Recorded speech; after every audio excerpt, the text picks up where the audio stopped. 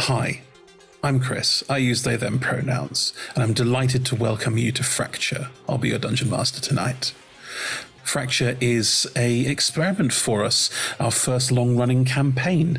5 new adventurers are flung into a strange new world, lost in the plains, and I can't wait to share all of the strange new things they discover with you.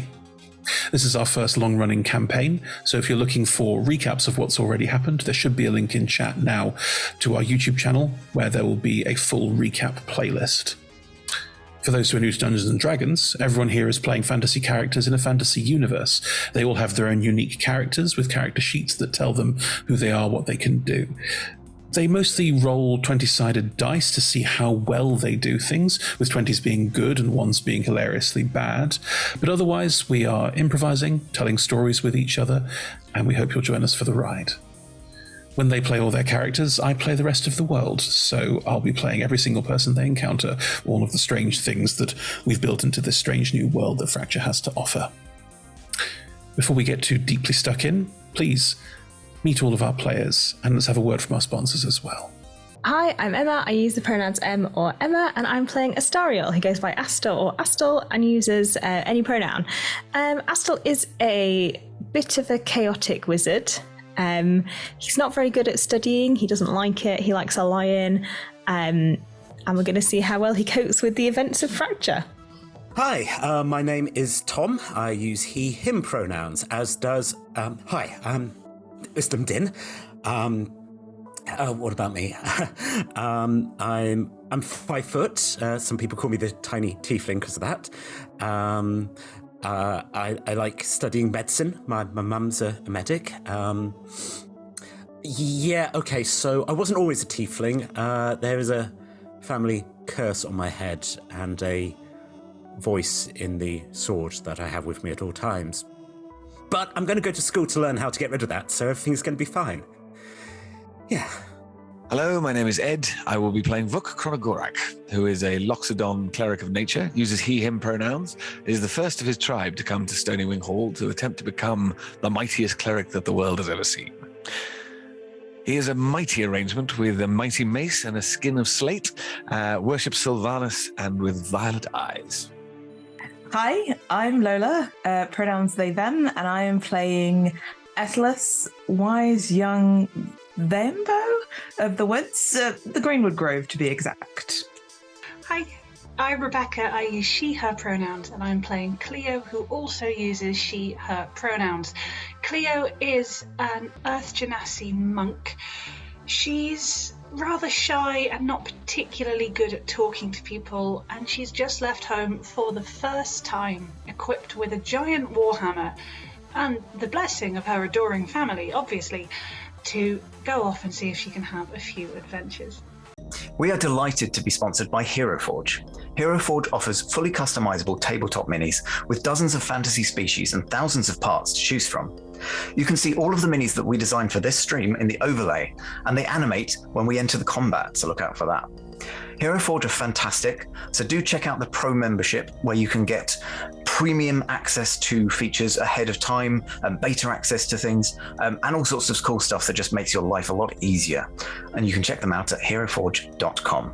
We are delighted to be sponsored by Ultra Pro. They make accessories for D&D, Magic the Gathering, and more. My favourite part of the collection are their figurines of adorable power. Here is their gazer.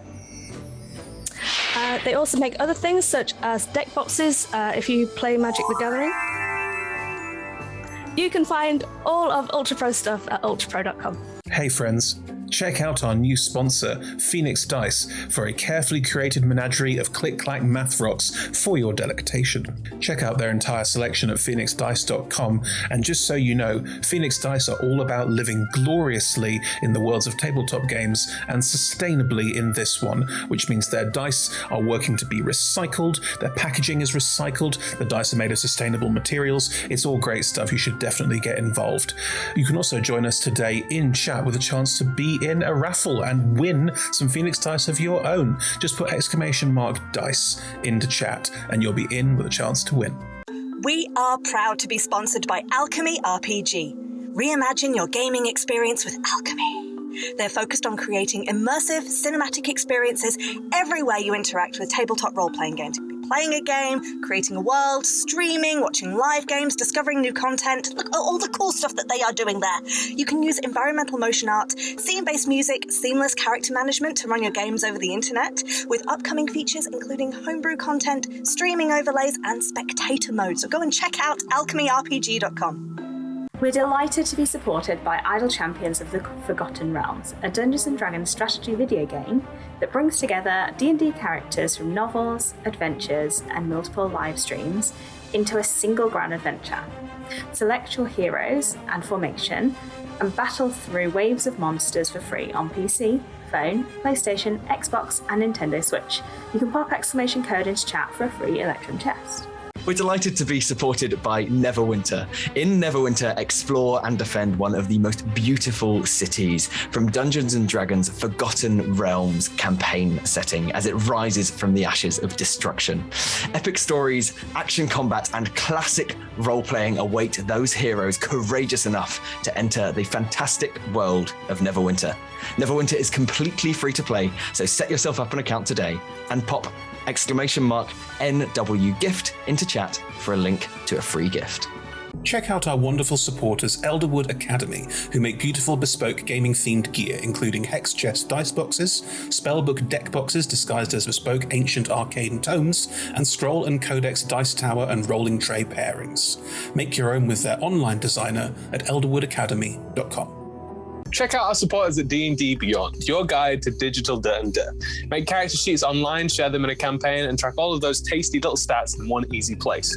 You can use the Beyond app to track your characters on the go. You can also use their encounter tracker and archive monsters to run any smooth combat thing. You know what I'm saying? You're a DM, you've done this before. You know D&D Beyond is the place to go. You can also check out our character sheets and exclamation point characters in Twitch chat below. This stream will run for 3 hours, and there will be roughly a 5 to 10 minute break somewhere towards the middle. We run shows on Mondays, Tuesdays, and Fridays at 6 p.m. Greenwich Meridian / British Summertime, which is 10 a.m. Pacific Time, 1 p.m. Eastern Standard Time, 7 p.m. in mainland Britain, and 2 a.m. Tuesday mornings in Japan and parts of Australia. On Mondays, we run TTRPG streams. These can be one-shots, 4, 6, 8, or even 12 weeks long. You can always find our latest schedule at twitch.tv/rolltogetherrpg/schedule.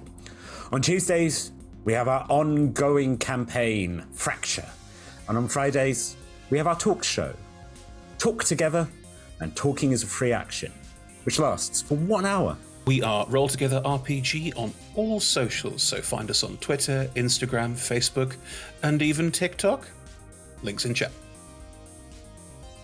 Thank you to our D20 Club on Patreon. You can find a link in chat. Help us make our shows from just £1, $1, or $1 gold piece, and unlock more tiers by joining. Our D20 Club are fab. They've created a fan Discord for us. They've also made a wiki page for Roll Together. You can find that at rolltogether.fandom.com. Welcome to our podcast listeners. If you also would like to listen to us via podcast, you can search Roll Together RPG on your favourite podcast provider. If we're not there, let us know and we will add ourselves to that list. Finally, we play with a diverse group of players who play a diverse set of characters with wide-ranging sexual and gender identities. Our tables are trans and GNC positive, and we encourage and champion trans and GNC players in our games. The DM and players may portray characters that are of a different gender to their own, and while we aim to avoid misgendering, we do acknowledge that it might happen. We have a company policy in place for correction, but please feel free to let us know if you think one has been missed. We play safe games at safe tables. !safety in chat will show you what we do, the TTRPG safety toolkit, as well as content warnings if you're looking to avoid certain topics. Grand. Right, here we go.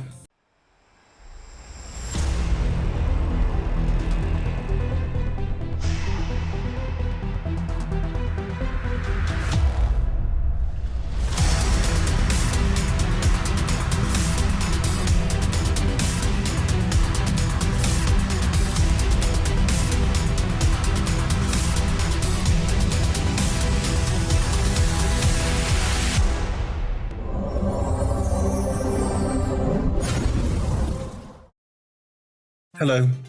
Welcome to Fracture.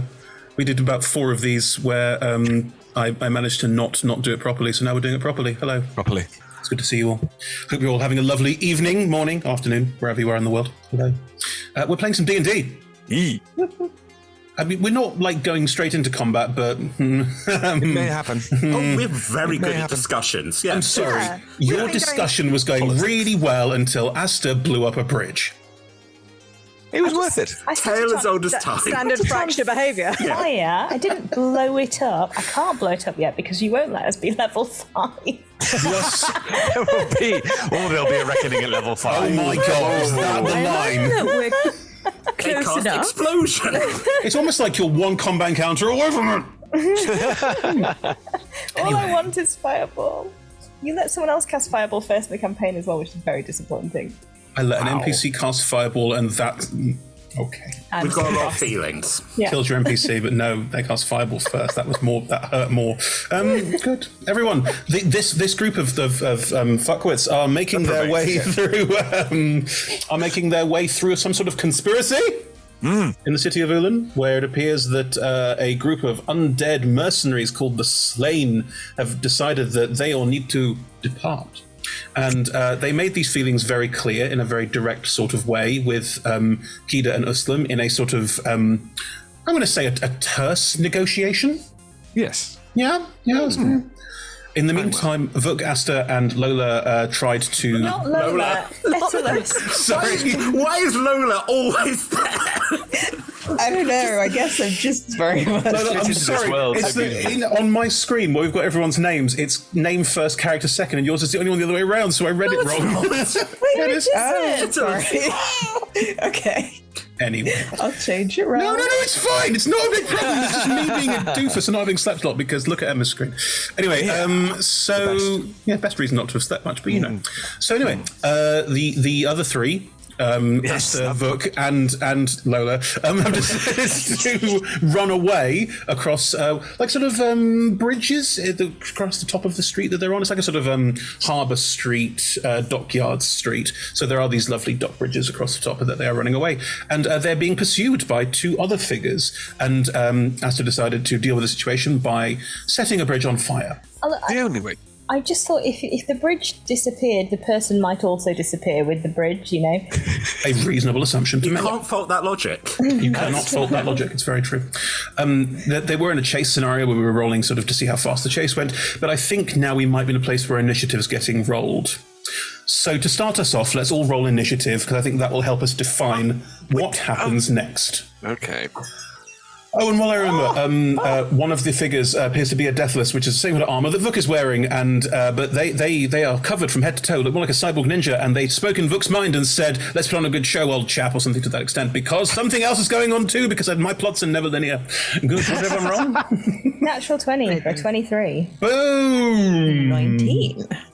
19. 8. 15. It was all too quick. I didn't get them all. Sorry.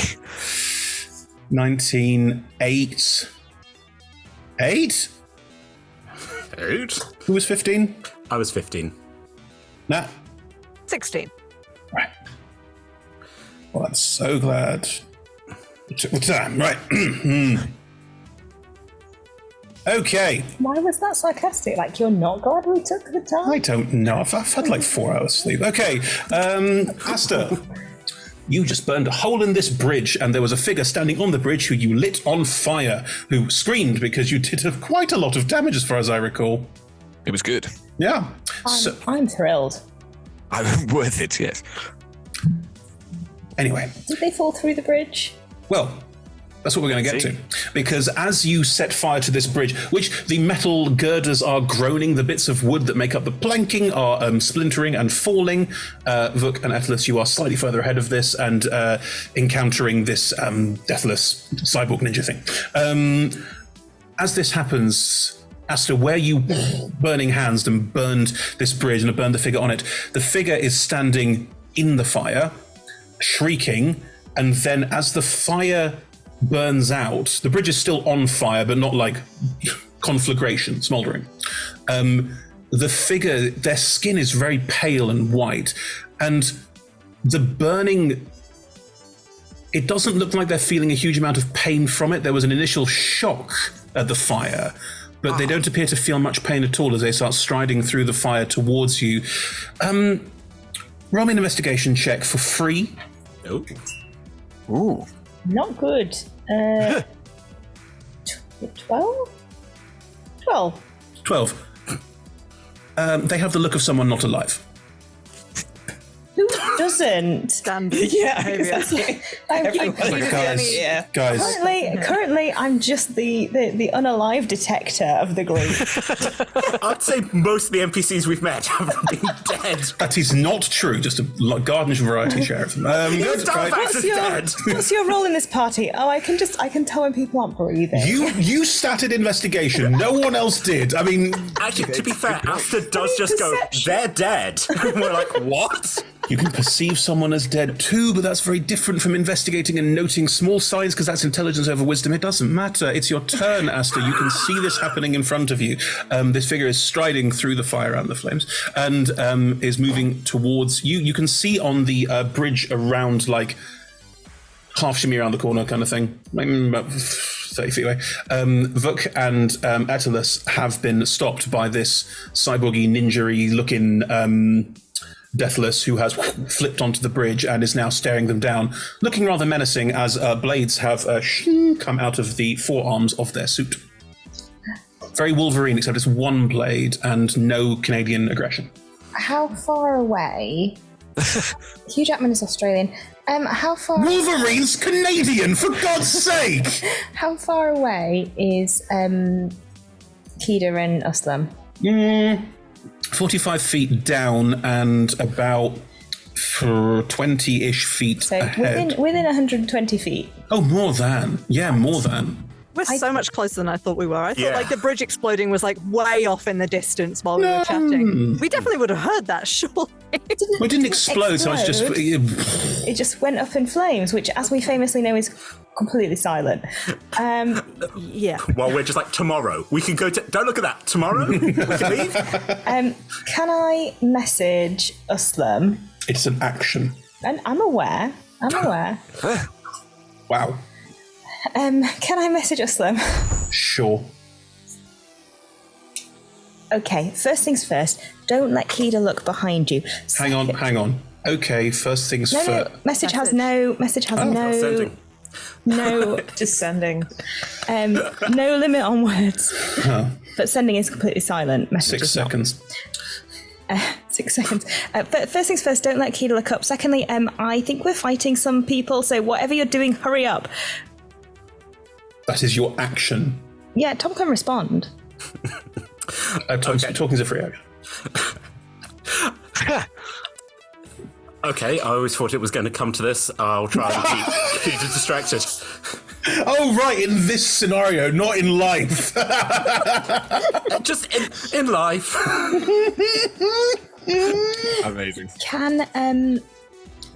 Is there somewhere I can go that is further away from ideally both of these people but still within sight of Kida and Uslam? I'm willing to shimmy along rooftops. Oh. I'm well aware of what I just said. I may die, but you know. I just get a second message. Help! It's happened! Hello, it's again. The bridges are at kind of like cool 30-degree angle things. So I can say you can see across to the other bridge that Vuk and Etelus are on. There's a little corridor thing that goes inside one of the buildings and then goes out of the building.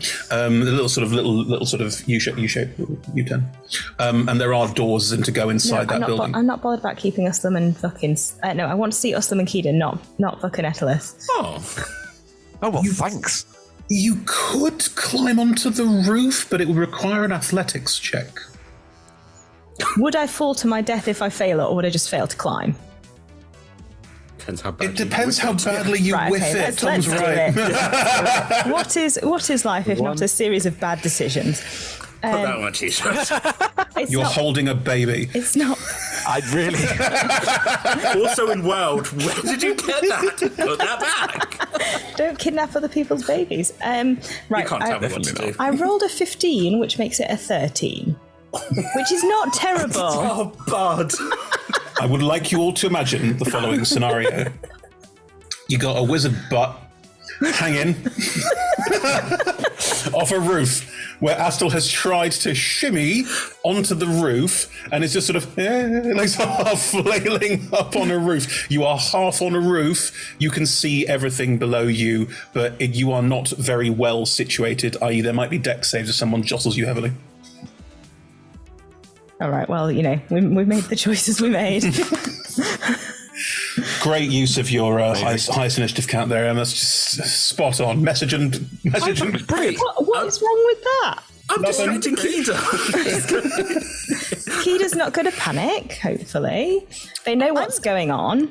I'm surprised that with this being so close, sure, I can buy the fire not making any noise, but is there no one else? Are there not innocent bystanders that are going, oh no, fire? Hey, now. It's a fire in my house. What's going on? Apparently everyone around here is from the Bronx. Hey, Nat, do you know what initiative count 20 is for? Fire! Correct. Okay. On initiative count 22, talking is a free action. Uslam, Keeda, you now know that something is amiss. Keeda's just walking along. I'm assuming that it's just like super awkward walking towards the docks with the four of us. And Keeda has just said, so, how long have you been working for the Slain? Right. Is there anything At which point Uslam just sort of like starts going, what?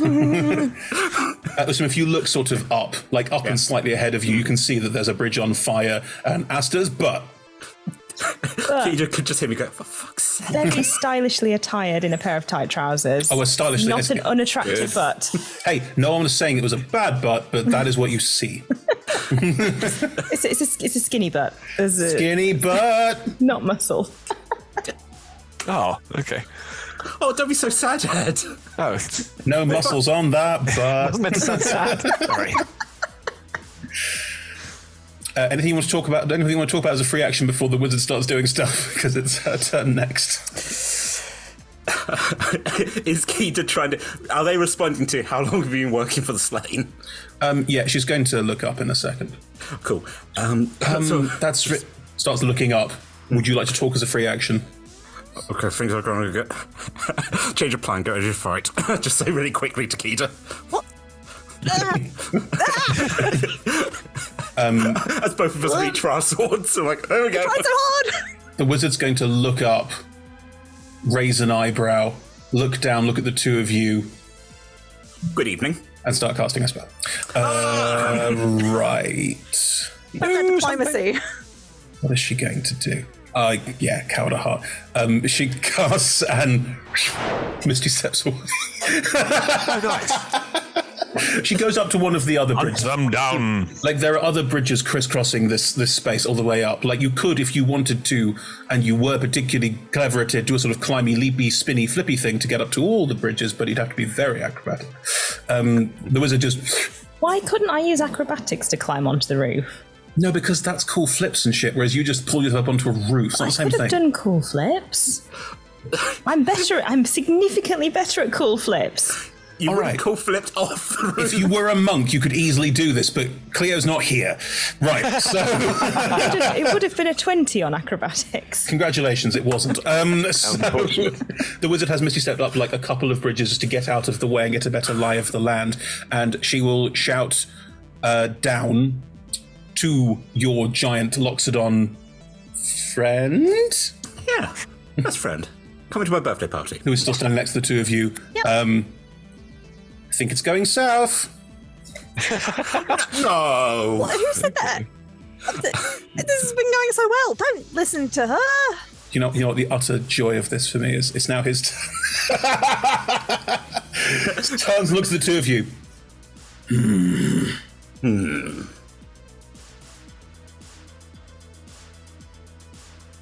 I take no responsibility for these fuckwits. Like I said, I've just been asked to take them places. I don't know why you've got me involved at all. Yeah, she's not involved in this. She's like a corporate I'm not saying that. watch her or something. She's not part of it. Go on, go home. Go on, leave. I would love She's a to. corporate shill.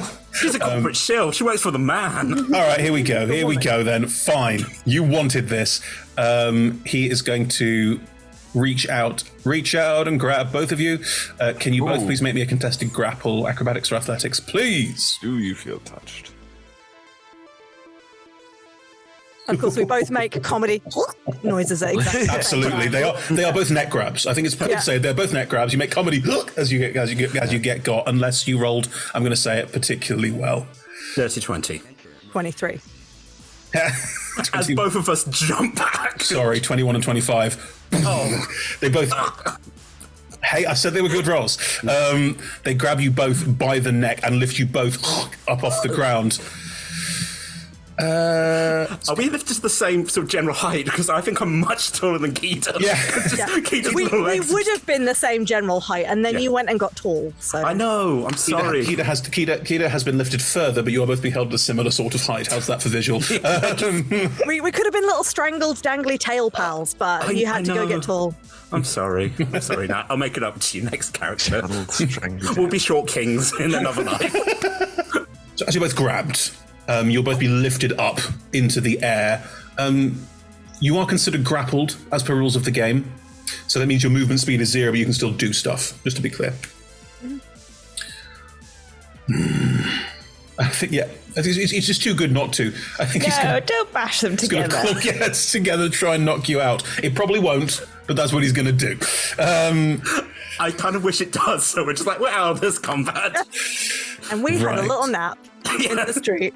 We'd be hugging each other. It's very sweet. I don't want to be out of this combat because they rent us dead, remember? Like dead. I haven't had a nap in a while.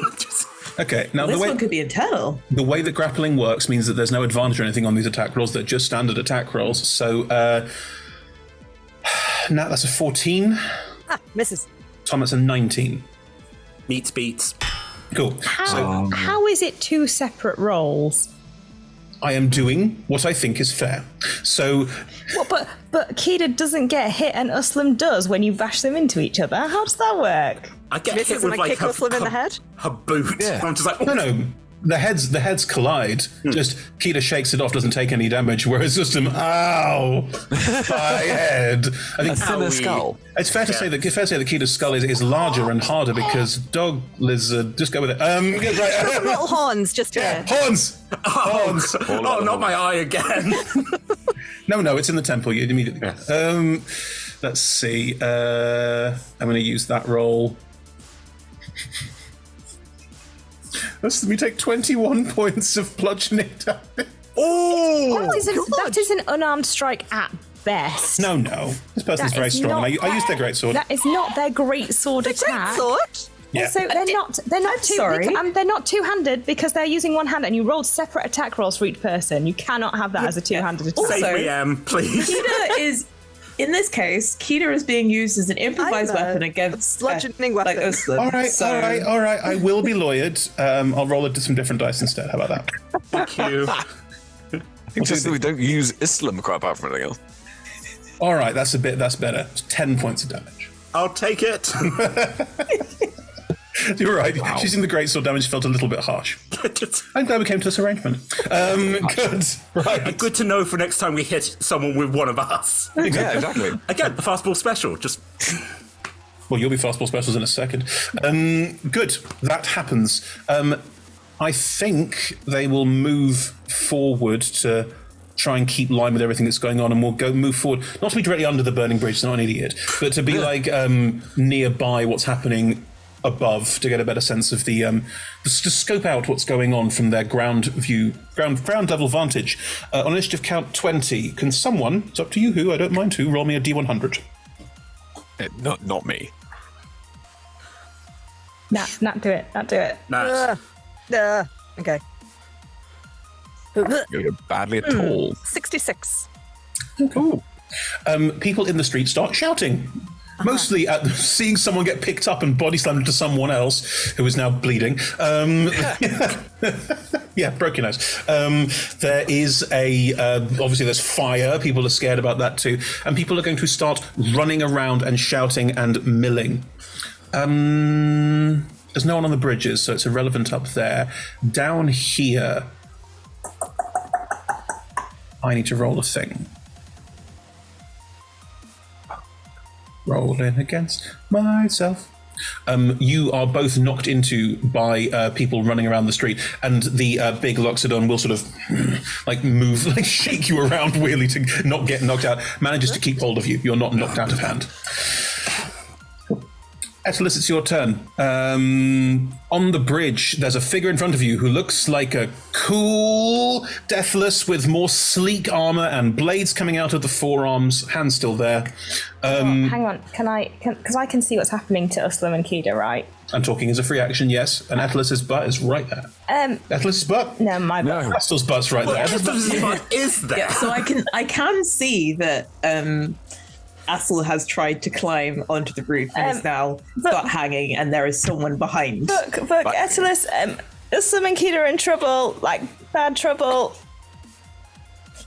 What about you? You're in trouble. I'm fine.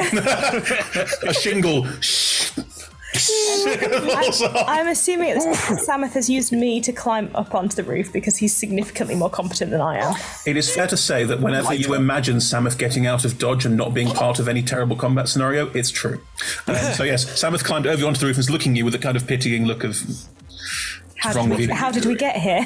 Yeah. What you'll probably get in your head is Samuth going, it's the hat, it's weighing you down. Good. Back to like a cat going, I've decided that Samuth doesn't like the hat. All I'm saying... No. This is the best bit. Must be persuaded. I'm sure they can be persuaded. Yes, I have provided information now. Okay. So the person in the Deathless armor is about 40 feet in front of us. Yeah. And the person that was striding through the fire and the flame is how far? About 20 feet across, but if you walked it, as in went back inside the building and out onto the other bridge again, about 40. Okay, but they're on the other bridge. Yeah. Is it open? Yeah. Or are they covered? Yeah. Okay. Right. And how close are they to Aster? Oh, as they started, I described them walking, they're not had a turn yet. 30 feet. Too close. Okay. Look, you've got this kind of as indicating with the bow towards the Deathless person. It's a question. Is this metaing, Lola? No, because Astel is hanging with their arse off the... It's entirely fair. I am the one person who looks as I've though also they've been told that both Kida and Uslam It's a good point. are in DM, trouble. is this messering? No, the other player made a terrible choice. It was not a bad choice. You are butt first against an enemy. It's your call. Also, What presentation you did were you say that person was closer to Astel than the person in front of us is closer to us. Very true. Yes. So I could either shoot at them across the way or shoot at the person holding Kida and Uslam. You could, yes. All the wizards But around Astel's you. going to fall off the roof if attacked. So let's shoot at the person that is closest to Asta. Okay, so you shoot at the person looking at them on fire, but clearly not perturbed by it. Weird. No, they're all dead, but weird. Yeah. It's cool. really is what I'm annoying saying. that I It's don't cool. have it being a ranger. Keen as shucks for having you don't have any cantrips or anything. You just have to hope that. Am I sharpshootering this? It's up to you. If I do this and I roll terribly, I'm gonna scream. Yeah. So it would have been a 29, but it's a 24. Wait, no. Yeah. Yeah. It's minus 5. Minus 5, yeah. Yeah. Yeah. Okay. In a shock to all of us, I feel that hits. It's a 24. You're grand. Okay. You're Yeah, absolutely but it grand. could have been so much less, Understood. I mean, Yes. if your glass is half Okay. empty, I agree with you. Okay, so that rolled so badly on the damage dice. So that's Exactly 18 damage. No, sharpshooter adds 10. Plus so 10. Yeah. 18? Plus yeah, I rolled a 2 on the damage dice. Plus 6. 8. Yeah. Plus 10. I'll do it. What I'm saying is if you roll a 2 and you do 18 points of damage, I think you're fine. It was only do, yeah. sharpshooter. So, right. However, I'm going to do the thing that I never frickin' do, and I'm going to add more damage to that. Oh, with Using Fey. My Dreadful Strikes. Dreadful Strikes, that's it. Nice. So that is 2 extra psychic damage, and I'm going to designate this person as my Faithless Foe. Which means you get an extra d4. Yes. No. Which is only a 1 on that dice. Rude. Oh, well. But fine. 21 Okay. points of damage? Yes. Right. Yeah. I can't add. Okay. Yes. I would like you all to imagine this visual. A figure strides through flames, and as they stride, they sort of flex their hands out to the side, their fingers all hooked, and they sort of grin, and they've got plenty teeth. Like you're aware of vampires from your world, and go, oh, haven't seen them here yet. How does that work? Weird. If you're not scared out of your mind, it's fine. But as they move forward, they get shot in the side, under the arm, by an arrow, and just like collapse in on themselves with an. That's clearly really hurt them very, very badly. And, that's smart. They will that's sort of smart. You're welcome. drop to a knee and just. Ow! Just get down. Did you get the Metallus? Yes. Oh, Can you hear them? You have movement. Yeah. I don't. I'm gonna back up, but just to, I guess, the beginning of this pathway, so there's a bit more space between myself and the deathless person. Mm-hmm. So add maybe an extra 10, 20? Sure. 10. Yeah. I will also Or give... actually, no. How would it? How much movement would it take for me to get over to Astor? Yeah, you could get there. Okay, right. I'll just go over there. Cool. Are you giving Astor a helpful push up, or are you? Yeah, if it doesn't cost me any, if I can do that. As in, I've already taken Running my action. past. Is what I mean. Okay. Let us. You haven't. Have you taken a bonus action? None of those things are bonus actions, are they? They're all just freebies on a hit. Yeah. In which case, if you want to use your bonus action to Astle a leg up. give Astor well, it's not so much a leg up as a butt up, but yeah, you You could steer up for the hat for the feet. you can straight the feet if you but wanted you're not to. going to. You're gonna encouraging tap on the butt. Average. Yeah. No, I'll give Astle a Shove push up. Yeah. Yeah, fine. And then I'll climb up after. Have you got enough movement to do that? Yeah, with Climbing is free athletic. for me. Anyway. Climbing is free for you. It is. I took a feat because. Yeah. Because Lola's sensible and decided that their character was actually going to climb. Yeah. No, I took the athlete feat. Wise, so very wise. Then climbing yes, doesn't cost me any extra movement. then you're You can do absolutely cool fine. flips. No roll needed. You could have done cool flips. Yes, I'm saying. But no. I could have, but I think I'm time. focused. I think Oh, you wow. do cool flips anyway. Sensible. You're not sort here of. for the cool flips. You're here for doing your job. Sort of sensible. Efficient Fine. flips. Efficient flips, the little one. Cool. Like a forward roll. Do you need me to roll again? How does this work? No, you're fine. You rolled a 15. I know it goes down to a 13 for you because you rolled decently well, and because then you had some help from Atlas as well. I'm going to say you can both be up on the roof. Kida, it is your turn. Okay. You are currently grappled by the throat. But I can still speak, right? Yeah, you can still move, talk. You're not stunned. You're just grappled. Gasp. Okay. I would like to try. I'm gonna look this Loxodon straight in the eye.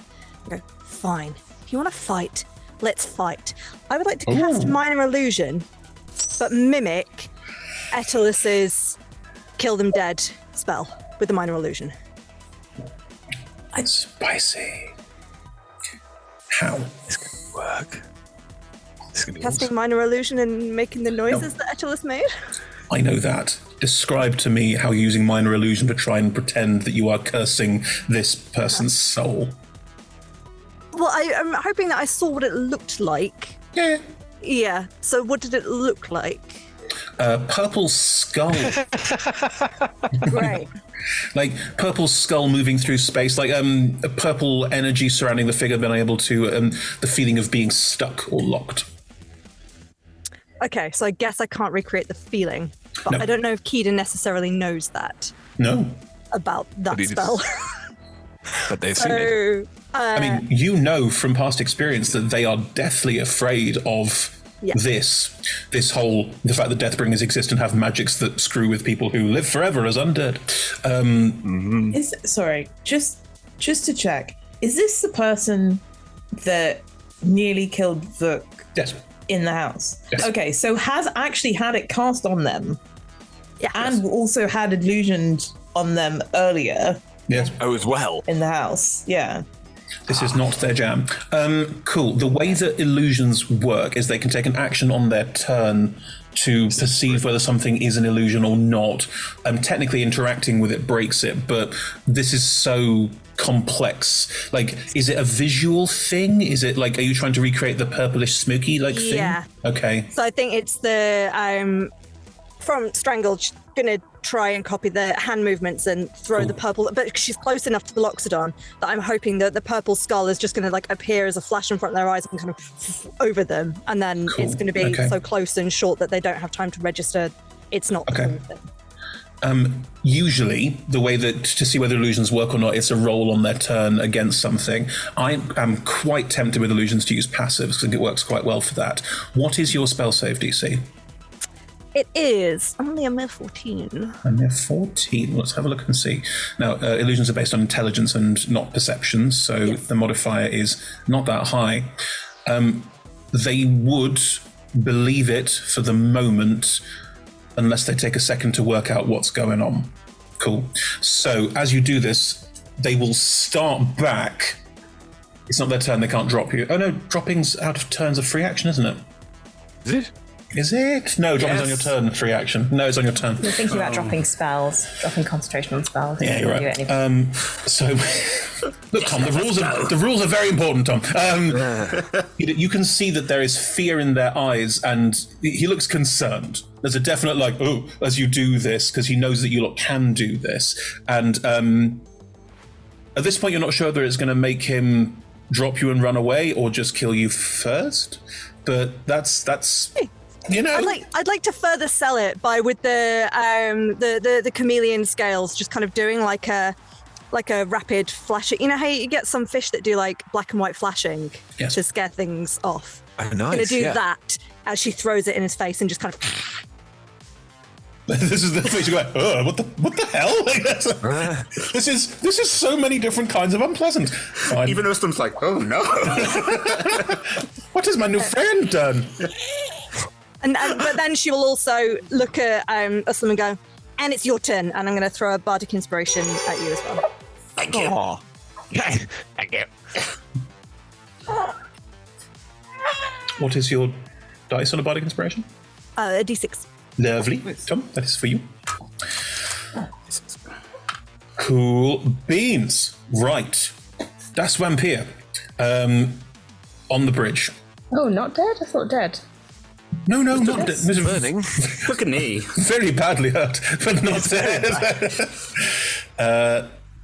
They will move off the bridge before it collapses. This is wise. And I think they're going to jump up onto the roof where the two of you are. Now, they do not need to roll anything because their jump is ludicrous. Because they're a vampire. And they will sort of jump and do that kind of vampire leap in the air where it kind of slow-mo animes, and then they land on the roof next to the two of you. They look really badly hurt. They like land and go, oh, this is definitely not quite okay. Why don't you just leave? They will reach out a hand towards... Oh, they have to choose. They must choose. They're going to choose Etelus. I rolled for So rude. Okay. Does a 17 hit you? Ooh, yeah, it meets it. You're going to sap my life energy. Yes, I am. No, it's bloody rude. It's not a physical attack. It is. They reach out and a sort of strange, greyish, wispy energy just is pulled out of Etelus and drawn towards this figure as they try and absorb some fucking hit points. Yes, Em? You said and you could try and stop this if you wanted to say use silvery barbs in your last spell slot. They're one of your best friends. How bad does Etelus look? How bad off are you? No, we short rested. Remember before when we had tea, so full health. Yeah, I was cake, full health which anyway. specifically meant that we short rested. It's true. The cake, and I think it was more the fact that the cake was so important to Keita means that you short rested. Yeah. My In that cake for case, the week. I will hold on to it for now, just in case anyone gets to the point of nearly dying. Cool. Etelus, you feel winded, like someone has punched you in the solar plexus. You feel the energy drawn out of you, and where the arrow is stuck out the side of this figure, it sort of like horribly pulls itself out with a rather visceral pop, and it falls out onto the side. It has healed back some hit points, and it looks slightly more well Yeah, off. but how much damage have I taken? That's the important part. 9. Okay. You probably got back half of that. So Sorry that I gave nice flavourful description. Okay, here's the rules. You took 9 points of necrotic damage. And, but that's look, now it's someone else's turn. Hooray! I He moves appreciate back your in a nice 5-foot flavorful increment. description. It was beautifully gross. Yeah, So not off max health though. No, not off max. No, Okay. not that kind of Das Vampire. Good. Right, it is sapping your life and is healing itself. Good for it.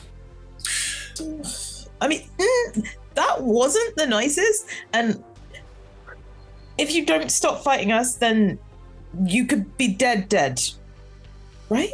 Double dead. Looking at Astel, being like, "That's what I said I'd say." Yeah, like dead forever, dead, like gone, not in existence, dead. Neither of you have the look of Deathbringers about you, so I'm not that worried. Doesn't mean I don't know this thing. And I don't like knowing the thing, which is why I'm giving you the option. You're letting me know that you... What?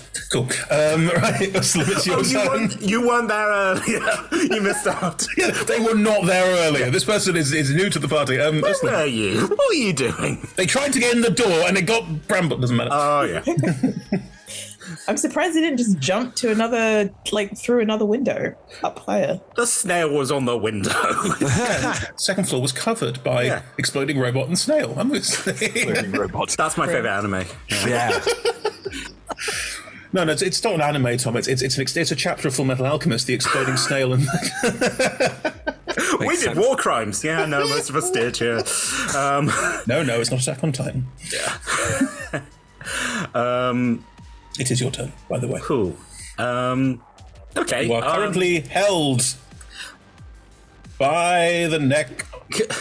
So Until you be dead. just shaken. So there's currently a spooky purple skull floating next to me. No, it was a one-off effect, the way that Matt describes it. Just sort of poof. It was like a Shazam. Lovely. It also means concentration's not maintained, which makes sense, yeah. As key just sort of spirals through colours. Colourful. Well, first of all, Yes. tongue darts out. My nose is broken. Licks up the blood. Spits it in his eye and goes, "You're gonna burn." And that is my hex curse. Wow. Cool. Do you want to perform You're Gonna Burn? Because that's just like You're Gonna Burn. You're going to burn. Wink. Cool. In response to that, he will just look, Desire? What? Why was the wink? he will look back at you and grin. Like it's not even like gross, you spat in my eye, just a grin. And under the skin where the metal plate is that holds his head together, you can see that sort of smouldering burning, like you saw on the flying dude who killed the captain. Definitely not Ridley. Almost like there's more warlocks out there, Tom. Oh, Lord. Oh, well. Fancy seeing you here. My guy. I think of all the classes, warlocks are the most unlikely to go, oh, you're also a warlock. Hey, they're going to, oh, no, that's bad. We're all terrible Not people. another one. Yeah. Same hat. We made poor choices as a collective group. No, apparently in this world, that's wizards. Yeah. No, wizards get on real well. Well, nah, I've had enough of this. I fall back. I cast Misty Step. Oh. You Misty Step out of the hold. Yep. Where to?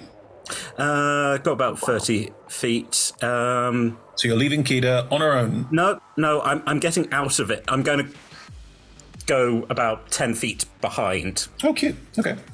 Yeah. What's the visual on your Misty Step? Is it... You know what? Now you see me? As I appear in purple and green smoke. Ta-da! So you night crawler behind it. I bamf. Okay. Well, I was a weird little demon boy. It's true, you were. None of the German accent there, it's a shame. Good. Wait until I change again. Oh, no, please don't. Right. You're 10 feet behind. Kida's being held in front, and you have also a hexed dude Cursed. boy. Yeah.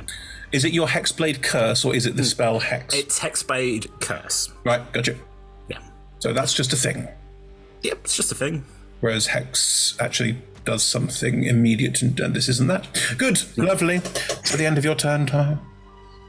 Yeah. I mean, I got movement, so I could wander up. No, I don't want to leave. Is it? No, I'm going to stay where I am. I was like, go. What do you? Go on, please. I mean, is there somewhere to hide? You know? No. Oh, you said go on, you try it. I just No. I feel like is there something I can interact with him? Is there somewhere I can go and hide? Like, oh, I curse you. Ah! I just want to get out of the way, but no, I've moved. I've made choices. I've made big choices. Right. Yes. It's the end of your turn. Vuk, in front of you, the deathless figure who's done this weird sort of like back-breaking spin over the top, and you can almost see their arms and their legs. You guess, it, depending on how the suit moves, could almost work interchangeably.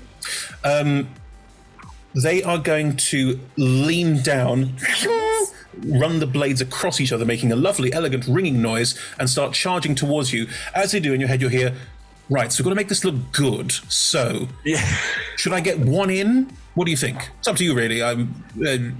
It's up to you. Let's make this look sexy. One in sounds grand. What do you want me to do? In the meantime, I'm going to sell it, dear boy. Sell it. Okay, I'm going to cast it's not your spiritual turn. weapon. It's not your turn. Oh, is it their turn? I thought you were saying it was my turn. No, Sorry, it's their turn first. So I will get ready to receive the blow and not move, because that's going to make it easier for them so I don't do anything untoward. Cool. They will come running towards you, and they're going to do... One of the blades will come in an overhead, almost like a Superman punch with the blade, which is awful, looking to cut you across the face, and they will purposefully miss. So the blade comes in across and over and goes to the side where you're going to be and cuts outwards instead of cutting the other direction. Yeah. Do you try and sell this as a really cool, I just dodged this? Yes. Performance check. Oh, man.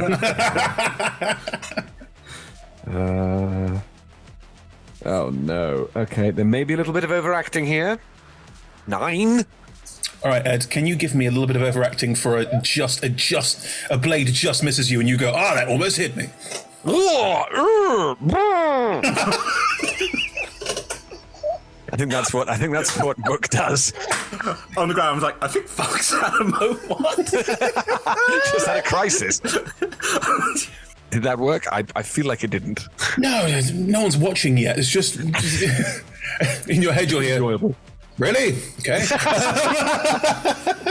At which point the second blade will punch in and is going to try and score probably across the front of your armor, but also it'll bruise you on the inside, because he's going to try and aim this one to hit. Now, you can choose to have this attack hit you to keep playing along with this, or you can try and defend yourself. It's entirely up to you. No, I'm going to go along with it. I'm going to let it hit as much as it's going to. Grand. It will slash across your midriff and it will score the armor, bruising you beneath it, therefore doing damage to the tune of 11 points of damage. And as it goes across, there'll be a thing. Yes, that's it. And they will stand back, blades at the ready, looking very, very stylish and slick, and trying to sell that this whole fight is there. Real. Yeah. And it's now your turn, and they're looking at you, waiting for you to make the next move.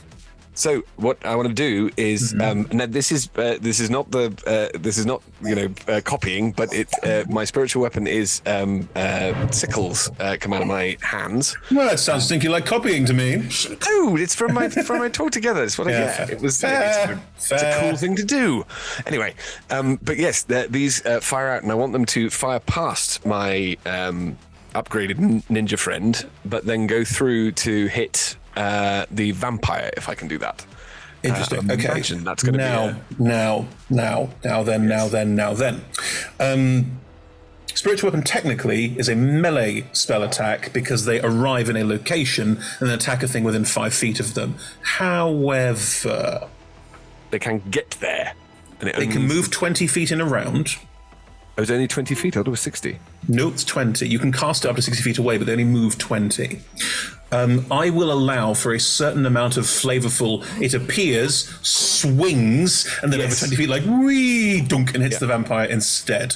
I am fine with that. I think it's a perfectly valid thing to do. However, to sell that this is a miss, I'm afraid it's going to be a performance check before you even get started. Although I will say that your new friend, is definitely giving you assistance with this, as they will do a very cool to dodge the attack as they see it coming. Actually, hang on. As you start doing it, how it's going is, you want me to dodge this one? Yes. Again. Righto. They will do a what's it called? A back bridge, where they will just lean back and the arms will go into the bridge, so they're literally holding themselves over. So the swing goes around and misses. Great. Hot. Okay. Even with this person is a dead body inside a suit, Tom. So is it's a very limber dead body inside a suit. You don't yuck my yums. That's fair. That's all right. I've just rolled the same thing twice in a row. That is a 7. 7. Ed, you are a consummate actor. Please give me a performance of 7 of how you make this attack that is definitely meant to hit this one and not the other one. I'm confused. I think. Yes, quite. Coolio. Right, make me the attack roll, because you obviously you can make the attack roll against the vampire. That's totally fine. Thank you. Hang on, where's it gone? Why is this difficult? Where have you gone? There you are. So that's kind of better. 16. Yeah, hits. Yes. So that is Quel dommage. 10 points of damage. Nah. It heals 9 hit points of Medalus, and then suddenly this goes across its back and side. It gets knocked over. It's still not looking very healthy. However, there was a 7. It will look back at you and the figure on the bridge, somewhat confused. Interesting. Okay. Can I do it? That's a bonus action, Ed. Yes. All of that was a bonus action. Impressive. There's now floating Wolverine claws, sickles. It's air sickles. Like icicles, but in the air. Floating near the vampire. He's the best at what he does. So can I now... Oh, wow.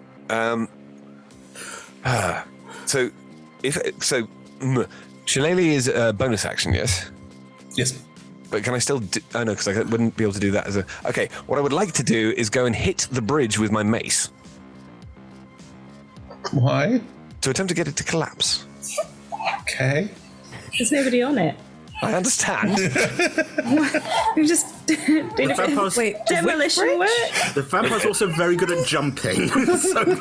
Structural damage to this city for no reason. What do you like to do? I want to hit a wall. Why? You saved the day. That's good. You destroyed the bridge. That's bad. Well, okay, fine. Okay, Ed, I will give you this. Would you like your new friend to give you, I don't know, a suggestion? Yes. That isn't random property damage as described. Good plan. Guidance. Right. What you'll get is, as you pull out the mace, becomes, ooh, perfect. Knock me off the bridge. With pleasure. And we'll go for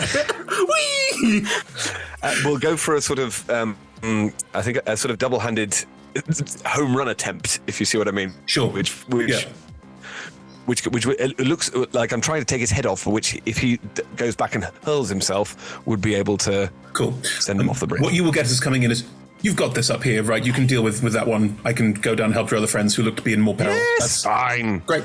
Why do people keep asking me that? You just get a tally-ho as you swing around. And you will impact, but specifically they are spinning with the impact. They have an ability to parry strikes. Yeah. If you will allow, if you hit a certain point, they can go, whoa, I'm parrying the hit, and will allow the impetus to throw them over the side of the bridge. As they fall, they will spin in the air and land on their feet, like next to Uslan, Kida, and Big Boy. Big Boy. If there's any way Just we Keita can... and the big boy, because the other big boy, Uslan, has bumped out. Uslan's not a big boy, let's be clear. I am a big boy. I mean, that's what the little plasters say. Sorry? Don't they?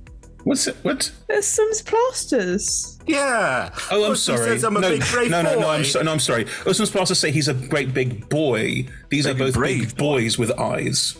Oh. Right. I'll be a big boy with an eye when I get to level 5. Yes. So I wish to have oversold the hit and gone to sort of see. You've oversold. There's no question here. Your performance rolls mean you've oversold this considerably. Great. Ah, have it thee, and things of that effect. Yeah, exactly. How well do they sell the fall? Probably better. I was going to say, actually, that was what I was going to say. Please, if we can get an upgrade to that armor, that would be lovely. What? You want to? Well, I'm wanting to be able to parry and armor that we painted on for you, and we did absolutely you want the cool nothing ninja? rude Ed, to it. I'm sorry, you are nowhere near that yet. This is very special and different. No, please. All right, fine. It's like a level 18 armor. You have to unlock it. Yeah. if you want to try and kill them and take their armor, be my guest. Not yet. Not yet. Not with what they just did to me. Good. They do sell the fall quite well and land. They do land quite ably, but there is that sort of slight oomph in the landing that implies, like, listen, you've seen a new enemy drop down. Yeah. I think because they land near us. I think because Vuk's rolls were so bad, you did hear Vuk like going, "Ha ha, have it thee," in a really like, is Vuk in a panto? Like, what's going on? Never again. I think Vuk's trying something out again. Anyway, Vuk, that is the end of your turn. You still got movement. I'm sorry. You want to go somewhere? Well, over to. I'm not going to try and climb up there. But I want to go over to where the vampire is, like, as close as I can get without having to make any, like, athletics rolls. Totally fine. You run to the base of where you can shimmy up onto the roof and go, not this time. Exactly. Cool. Right. Aster, it is your turn. You're on the roof with Das Vampire, who is looking a little confused, but shakes his off and looks at the two of you and is still sort of, like, trying to look scary, but they don't look so hot. They're not bleeding, per se, they don't, but they look a bit ragged in places, and the whole sort of, look at me, I'm such a cool evil, is like it's got a slight, like, they can't quite sell it right now. Gonna eye that up and down, decide that it's not the biggest threat at the moment. Wow. Turn my back on the vampire. Absolutely. Wow. And chill touch the far away big boy. Big boy. The not Loxodon? Uslan, for reference. The bigger boy. No. Uslan's not a big boy who discusses. He's a medium boy. The one that's just right. The wizard didn't do anything, did they? The wizard Misty stepped onto one of the bridges and is watching all of this happen. But not taking aggressive action currently. Well. Their turn is after yours. They're a wizard. So- You know them. You know them only And too they well. did cast the Misty Step spell last time. Yeah, they must be running out spell slots though. I've been keeping track. Because they cast a lot of third level spells, like 2 counter spells. They have. It's either them or the big boy. What would you prefer? The big boy, so it drops Keita, right? Big boy might drop me on his turn anyway. I will say that no matter what you do to the big boy, they can't drop Keter out of turns. So the rules of the game are helping you here a little. Yeah, I will cast Chill Touch at the big one. So I'll hold my hand out, and a version of my hand, but slightly bigger, will fly towards the and land on the shoulder of the bigger one. Of the Loxodon. I think it's an attack roll. I think it is. Yes, spell attack roll. Pretty sure. Do your worst. I shall. That is a 22. Yeah, hits. Yeah. Oh no, your worst. A whole 1 point of damage. Oh wow! Welcome. You love you. However, there are fringe benefits. I agree, Perce. That was not enough. Appropriate response to one. But what if it was? After like 18 points of damage, and then that one was like, oh no. Guys, they also got a short rest. I don't know what to tell you. They also had cake. Yeah, but it's a wizard, not a warlock. True. Okay. What's No, that's the wizard. This one is a warlock. What? I take that 1 point of damage and can't heal, right? Yeah, you can't heal. Oh no, I won't heal that 1 point of damage. Right. Yeah, but if they've got stuff that means they can heal, they can't. They're done. Haha. They can't heal this turn, right? Until the start of my next turn. Oh, okay. So no more vampiring. No, that's not the vampire. That's on the roof. Wrong person. Oh, sorry. Yes, of course. The Loxodon.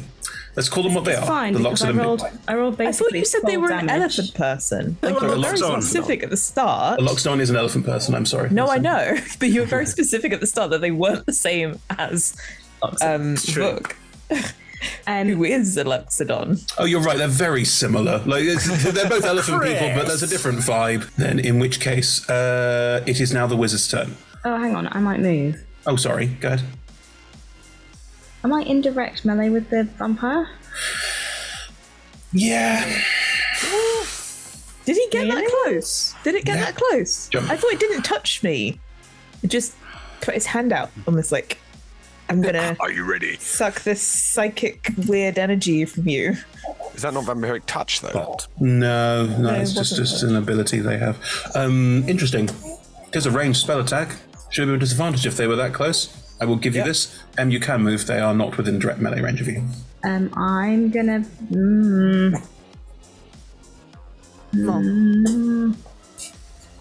I think I am gonna. I just feel bad backing away because then Atlas is there alone. And I came to save you. I know. With a bow. All right. Well, no, it was save Astel from falling on their arse on the ground from several stories. I will step in front of Etelis because then Etelis can go backwards and do ranged stuff. Cool. I do not need to be out. Well, I mean, ideally, I do need to be out of range, but it's fine. You step into melee with the vampire. Yeah. Nice. Ballsy. You could have just. Good plan. Stabbing back is also fine. It's fine. We're here now. Very. I will say the same. It's very in character. Yeah. The wizard. Come on. The other wizard. I'm sorry. The enemy NPC wizard will look at the situation. I'm reviewing. Yes.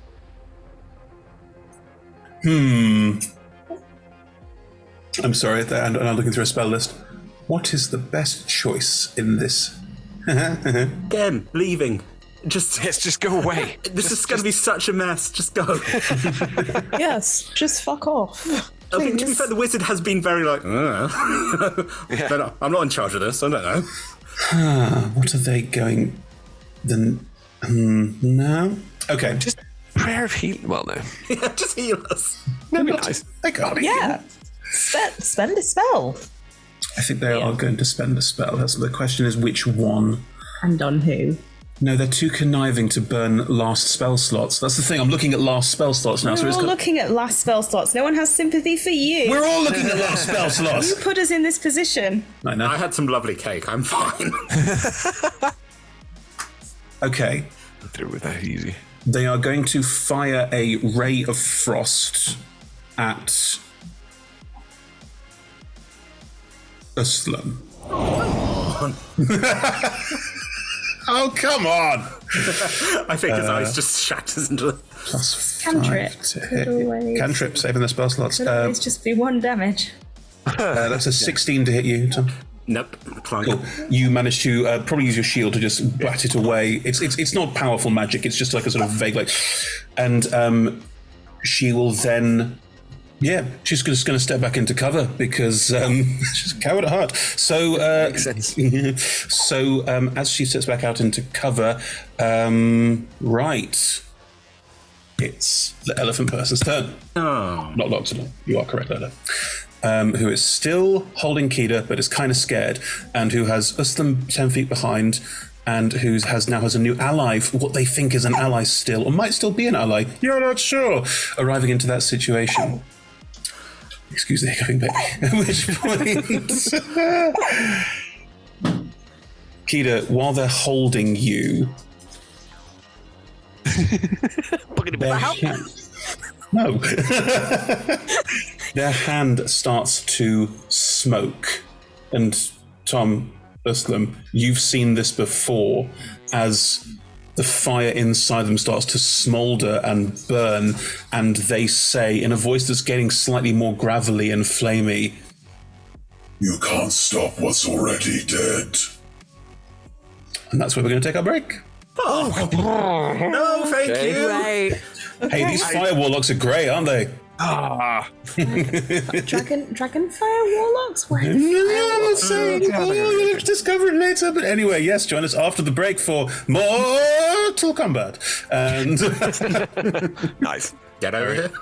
Okay, so what you're saying is I need to kill that one. Yeah, that one actually would be the one to concentrate on. look, is this fire effect sort of like Scorpion who can never die, Mary Berry? Oh, God. Someone played too much Mortal Kombat as a kid. Yeah. So yes, there you go. Join us after the break in Frozen 510, where you will find out more. And there's combat, and there's dead people, and it's in the streets, and everyone. Pick up your gear and open your chests. Throw on your armor and head out on a quest. Hey, hey, it's a brand new day. On the slow coast, your allies will help with blades and bows and magic as well. Hey, hey, heroes on their way. Fighting together against overwhelming odds. Fighting together in favor of multiple gods. Idle champions of the forgotten realms. Idle champions, adventure never ends. Idle champions, get your wall and there. Idle champions, you will say it again. Idle champions.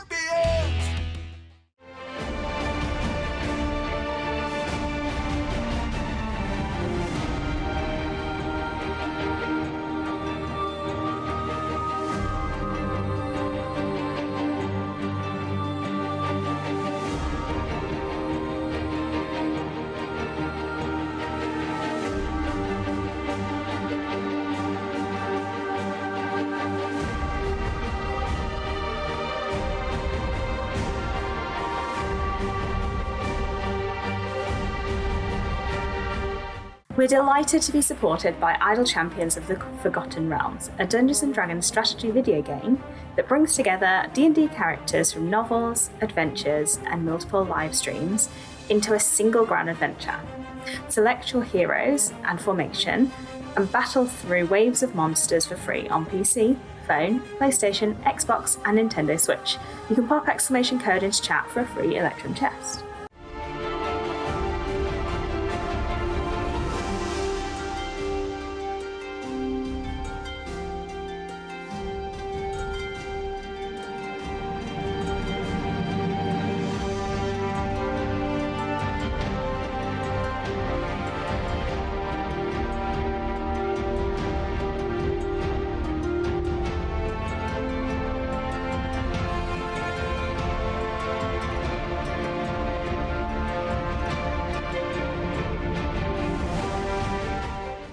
We are delighted to be sponsored by Hero Forge.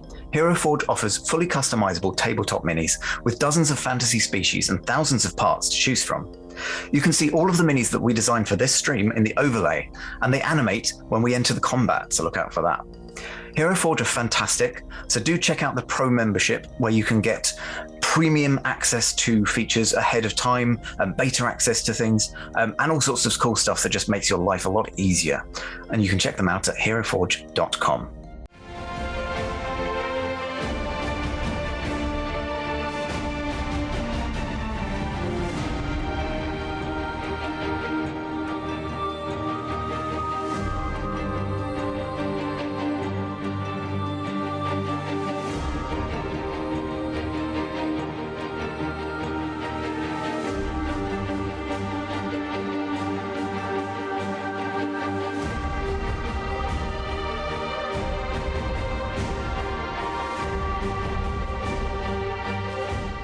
We are delighted to be sponsored by Ultra Pro. They make accessories for D&D, Magic the Gathering, and more. My favourite part of the collection are their figurines of adorable power. Here is their gazer. They also make other things such as deck boxes if you play Magic the Gathering. You can find all of Ultra Pro stuff at ultrapro.com.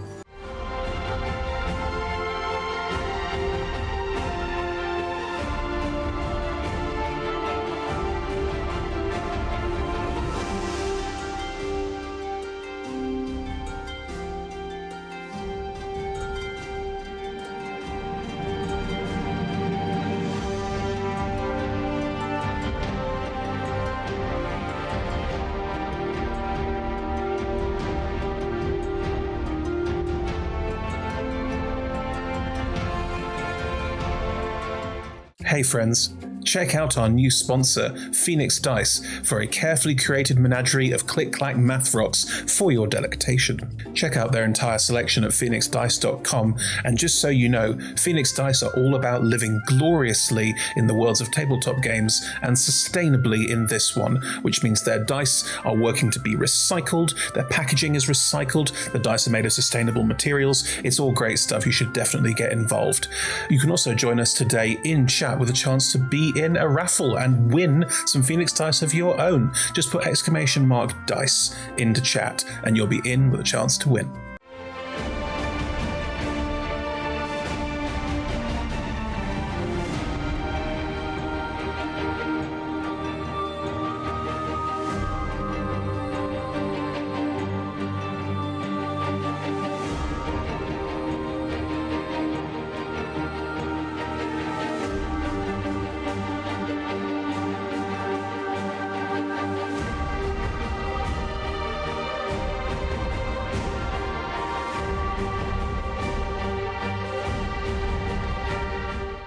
We are proud to be sponsored by Alchemy RPG. Reimagine your gaming experience with Alchemy. They're focused on creating immersive cinematic experiences everywhere you interact with tabletop role-playing games. Playing a game, creating a world, streaming, watching live games, discovering new content. Look at all the cool stuff that they are doing there. You can use environmental motion art, scene-based music, seamless character management to run your games over the internet, with upcoming features including homebrew content, streaming overlays, and spectator mode. So go and check out alchemyrpg.com.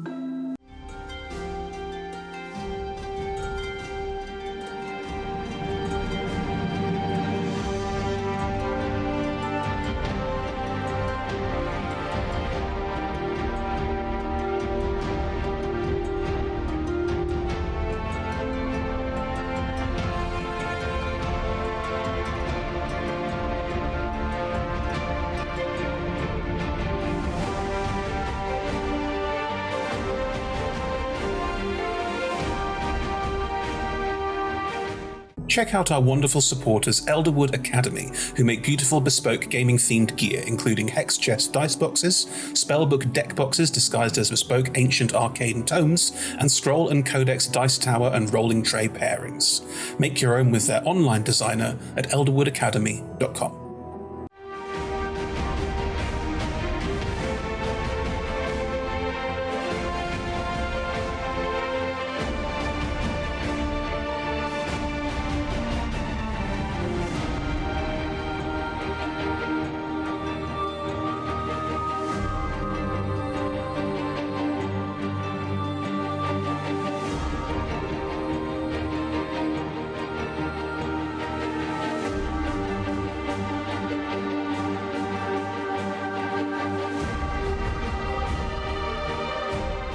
We're delighted to be supported by Neverwinter. In Neverwinter, explore and defend one of the most beautiful cities from Dungeons & Dragons' Forgotten Realms campaign setting as it rises from the ashes of destruction. Epic stories, action combat, and classic role-playing await those heroes courageous enough to enter the fantastic world of Neverwinter. Neverwinter is completely free to play, so set yourself up an account today and pop !NW gift into chat for a link to a free gift.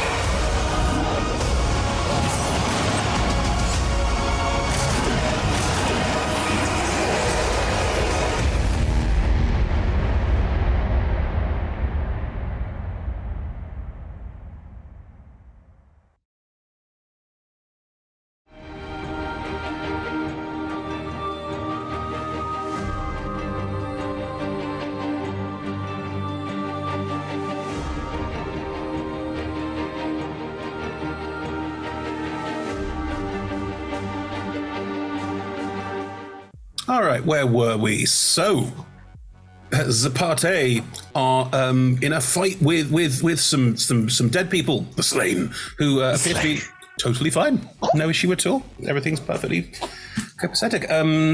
Kida, you're being held by the throat by an elephant person who's just started being wreathed in flame, which everyone else has seen before and might be like, oh, crumbs. But Kida, for you, it's just like, that's a bit weird. Yes. Etelis and Astel are up on the roof and in a fight with a pirate who is looking very badly burned. Pirate? Vampire. Pirate? Vampire. Oh, it's a vampire, not a pirate. Pirate vampire? Pirate, No, vampire. Yeah. I'm using the vampire stat block, okay? Fine. You caught me. Yeah. And Vuk, you were in a fake fight with the cyborg ninja-y Deathless, who has just done a cool flip off the balcony and landed next to big fiery elephant person. Etelis, you're up on the roof. We did that one. Ustam, you're about 10 feet away, aren't you? You step back from the burning elephant person on fire. I'm next to the cool cyber pirate now who dropped down, and then we've just ninja, not vampires, pirates, ninjas. They're all different. Are you sure? Are you sure? In this world, very difficult to tell. As this ninja just puts on a pirate hat, and we're like, oh, the best of both worlds. Cyborg as well. You just need to all four. My brain just provided ninja rat, as in ninja pirate, but that sounds like something entirely different. Oh, there's ninja rats in Magic. They're very cool. Anyway, so Ustam, you're nearby. And elephant person, it's their turn, and they're on fire. Kida, as they start being wreathed in flame, remember their head's been sort of chopped in half and clamped back together with a clamp. Like a staple gun, but bigger. You can see inside their head, and there's like their entire, like what looks like their skull and other bits is just like smoking and wreathed, and this flame thing. You never seen anything like this before. It is weird. The other Ustam, you're nearby. You might go, oh crumbs. It's up to you what you do. Role playing is your choice, as always.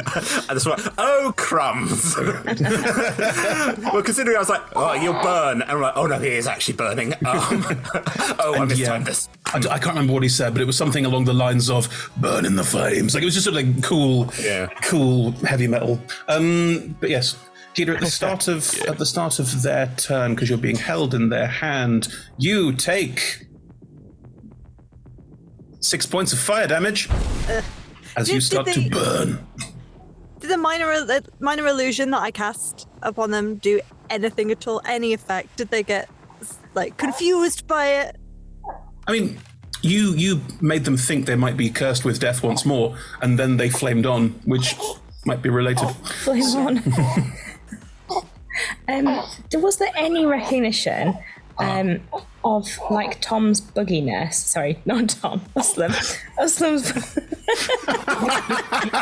I'm also here. But with this, Uslem's bugginess by the flamey person. Interesting. I will allow an out-of-combat investigation roll. For me, or for I'm not actually there. I can see them. Yeah, you can see them. So Go on. Can I use? I'm giving you an investigation roll. Take it. Can I use my passive? Roll, and if it's below your passive, I'll let you have your passive. Okay. Best of both worlds. You're so generous. It's almost like you're my part. Well, that's a 23. Nailed it. Recognition, no. But also not surprised. Does that make sense? So it's not like, that person is a buglock. Gotcha. It's buglock, Tom. I've How did you change it on my sheet? More of a that doesn't shock or surprise me. Okay. They presumably encountered something similar to this before, but they're not going like, what's that? But also not like, one of those. Somewhere in between. Yeah. Apologies if I look a bit distracted. We've discovered that the world is big and interesting. Yeah. Amazing. There you go, Percy. Now you're on the internet. Right. I'll be in the crop. I'm sorry. Okay. So, yes. Kida has taken some fire damage. Yep. Uslam, the cyborg ninja that landed next to you with these big, blades coming out about the back of the wrists, is going to look at you menacingly. As an action? No, it's not their turn. I'm trying to work out. Yeah. At which point, the big elephant folk will think that their deathless ally will be dealing with Uslam. So why would they bother dealing with Uslam? They've got Kida. Great. Good. That's working. Cool. I'm also slightly turning to him and looking back at Kida, looking back and I'm like, oh no. Kida, can you roll me a strength saving throw, please? Oh, probably not. I mean, give it a shot. See what you can do. Well, that's a 3 on the dice for a 1. Oh no! Wow! Oh, puppy, no! That's Everyone's how that's gonna work. Cool. I think she's when the flamey hand started happening, because she was canonically before doing the black and white strobing, sort of trying to look scary. I think as the fire has taken over, she sort of panicked and has started taking wafty fiery patterns on the scales. And amazing! Like that really bad VFX is like, oh no! This is hurting. Yeah. They are going to throw you through the nearby wall. Through the wall? Through the wall. Wow. What is this wall made of? Bricks and shit. That's gonna hurt. Pillows and marshmallows. Fluffy kittens. It's a warehouse wall. There's probably some wood in there. There's probably Oh, it's plasterboard. Yeah, if it's plasterboard, then we're all right. Wrong time of this. No, it's not plasterboard. Further into the bricks and metal and shit. Right. It's a good wall. You take 11 points of bludgeoning damage as you are hurled into this wall, and you can feel the wall cave in around you as you are thrown through. I think you were going to kill Kida to bring back Rebecca. Well, we'll see. Soul for a soul. Forever trapped on this street, just 3 stories away from your family. Lucky, really. Now, I think I'll be generous to you. Can you roll me a D100, please? Oh, no. What's in this warehouse? Oh, right. Cheese. You get killed by a metric fuck ton of cheese dropping on you. No, it's fondue. Oh, wow. Warehouse fondue. Well, I'm going down, but at least there's a lovely snack. That is a 15. Ooh, low. Yep. As you are thrown through into this space, there are these big boxes stacked all around you, and you have smashed into one. It's quite a large space. You've probably got, I'd say each box is about somewhere between 5 and 10 feet high, and they are, you could probably do some cool flips and shit off them if you wanted to. The box that you have rammed into very, very hard and bounced away from, inside you see a bluish glow that you would recognize anywhere as the Sitica magic explosive stuff that is used to power airships and killed your whole family. Yeah. I really want some. Yeah, me too. Yeah. If you imagine this whole warehouse is full of it, that might be a problem. Yeah. Yep. I've just got an overhead view of as we wipe off most of the city. You're like, yeah. Totally worth We're the heroes. The whole Taurus just starts sinking. No, not connected, just because. Good, right. Cleo's coming up and we're like running down, going, Cleo, we've got to go. Yeah. Surface is No time to calling. explain, just get on the ship. Yeah. Right. That's only one of their 2-3 attacks. Rude. They will step through the hole in the wall they've just made after you, Kida, and there's just fire. And as they do, you can hear the crystal behind you sort of sparking, which it does when magic gets near it. Can I just move? And they will start stalking forward towards you with their axe out and are going to swipe at you twice. Right. Are they still... Sorry, I may have misunderstood. Are they still on fire? Or is that my... They're still on fire. Okay. Probably fine. Great, yes, obviously. This is a little dog. This will be fine. She's only small. All right. Kida. Does a 12 hit you? No. The first axe strike comes swinging down. How do you dodge it? Well, I don't want to duck to the side and have him miss and hit the box. So, can it be a cool, sick flip of like she lands, spots all the boxes, sees the axe come in, and sort of tries to use the box to sort of bounce off and push the axe sideways? So you're going to knock the box over? No, the axe. So if the axe is coming straight down and would hit the box, I'm going to try and flip and try and just, like at the very end of the axe, to use pivots. But I was going to say, you could do the thing of catching the blade to twist it. So that it doesn't, you don't actually stop it, but you just... That's insane. Ed, we've just discussed my strength score as well. Understood. Can I catch the axe? No! You keep doing this. She's not the monk. She doesn't get to do stuff like that. All right. You can. Right? You do it. Dexy, yeah. So just kind of push it out of the way with the side of your palm? Like, there is a sick flip and presumably a kick to move the axe so it doesn't hit the thing, and you get out of the way of it as it swings very much wide. It hits the deck and there is a sort of faint of the flame, and around again sort of Will you sparking. stop doing that? I bring darkness, and we'll swing. No, you won't. Not this time. And we'll swing backhanded from the ground up at you again with the second attack. There we go. Sorry, slow dice roll. That is a 22. No. Well, that will hit. Yeah. Cool. Well, you're going to bring darkness to the whole city. Ow. Yeah.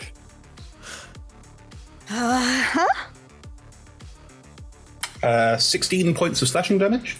Yep. And 5 points of fire damage. Oh my god. How bad are you looking? I'm down. Yeah. Oh, no. This is not a surprise. Yeah. Backhanded strike knocks Keita off feet. Go ahead now. From the look on your face, I was like mentally doing the maths of, okay, well, as long as it's below 40, then it's still recoverable. Then it won't. Yeah, no, sorry. It wasn't like, oh, I've just killed you. It was more, oh, I've just knocked you out. That's Yeah. Sorry, Nat, you're done. We had a lovely I thought I'd interval. have another, at least this half an episode, but it's fine. I'll just... Hey, Rebecca, I know you're waiting. Just hold your hook. Nearly there.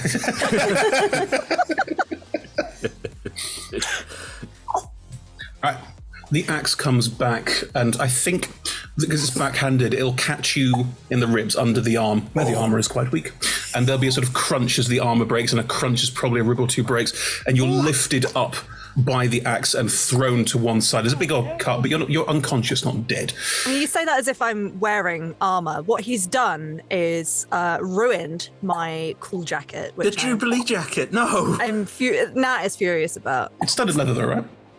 I don't even think it is. I think I'm just Dexy, and that's why my AC is what it is. What is your... something. My AC is 16, I'm not wearing armor. That is commitment. That's amazing. Cool. It cuts through the lack of armor like tissue paper, gashes you in the chest, and bodily lifts you up and throws you back against the crates where you crumple. Okay, Nat, let's have another D100 roll. Oh no. 74. Cool. There is a bang as you hit the crates, and there's still you can't hear it anymore because you're unconscious. But there is for the audience's benefit, there is a around again, but nothing seems to happen. Oh my god. Good shit. Good. Yeah. Etelis, from the roof, you have a very good vantage to see all of this happen.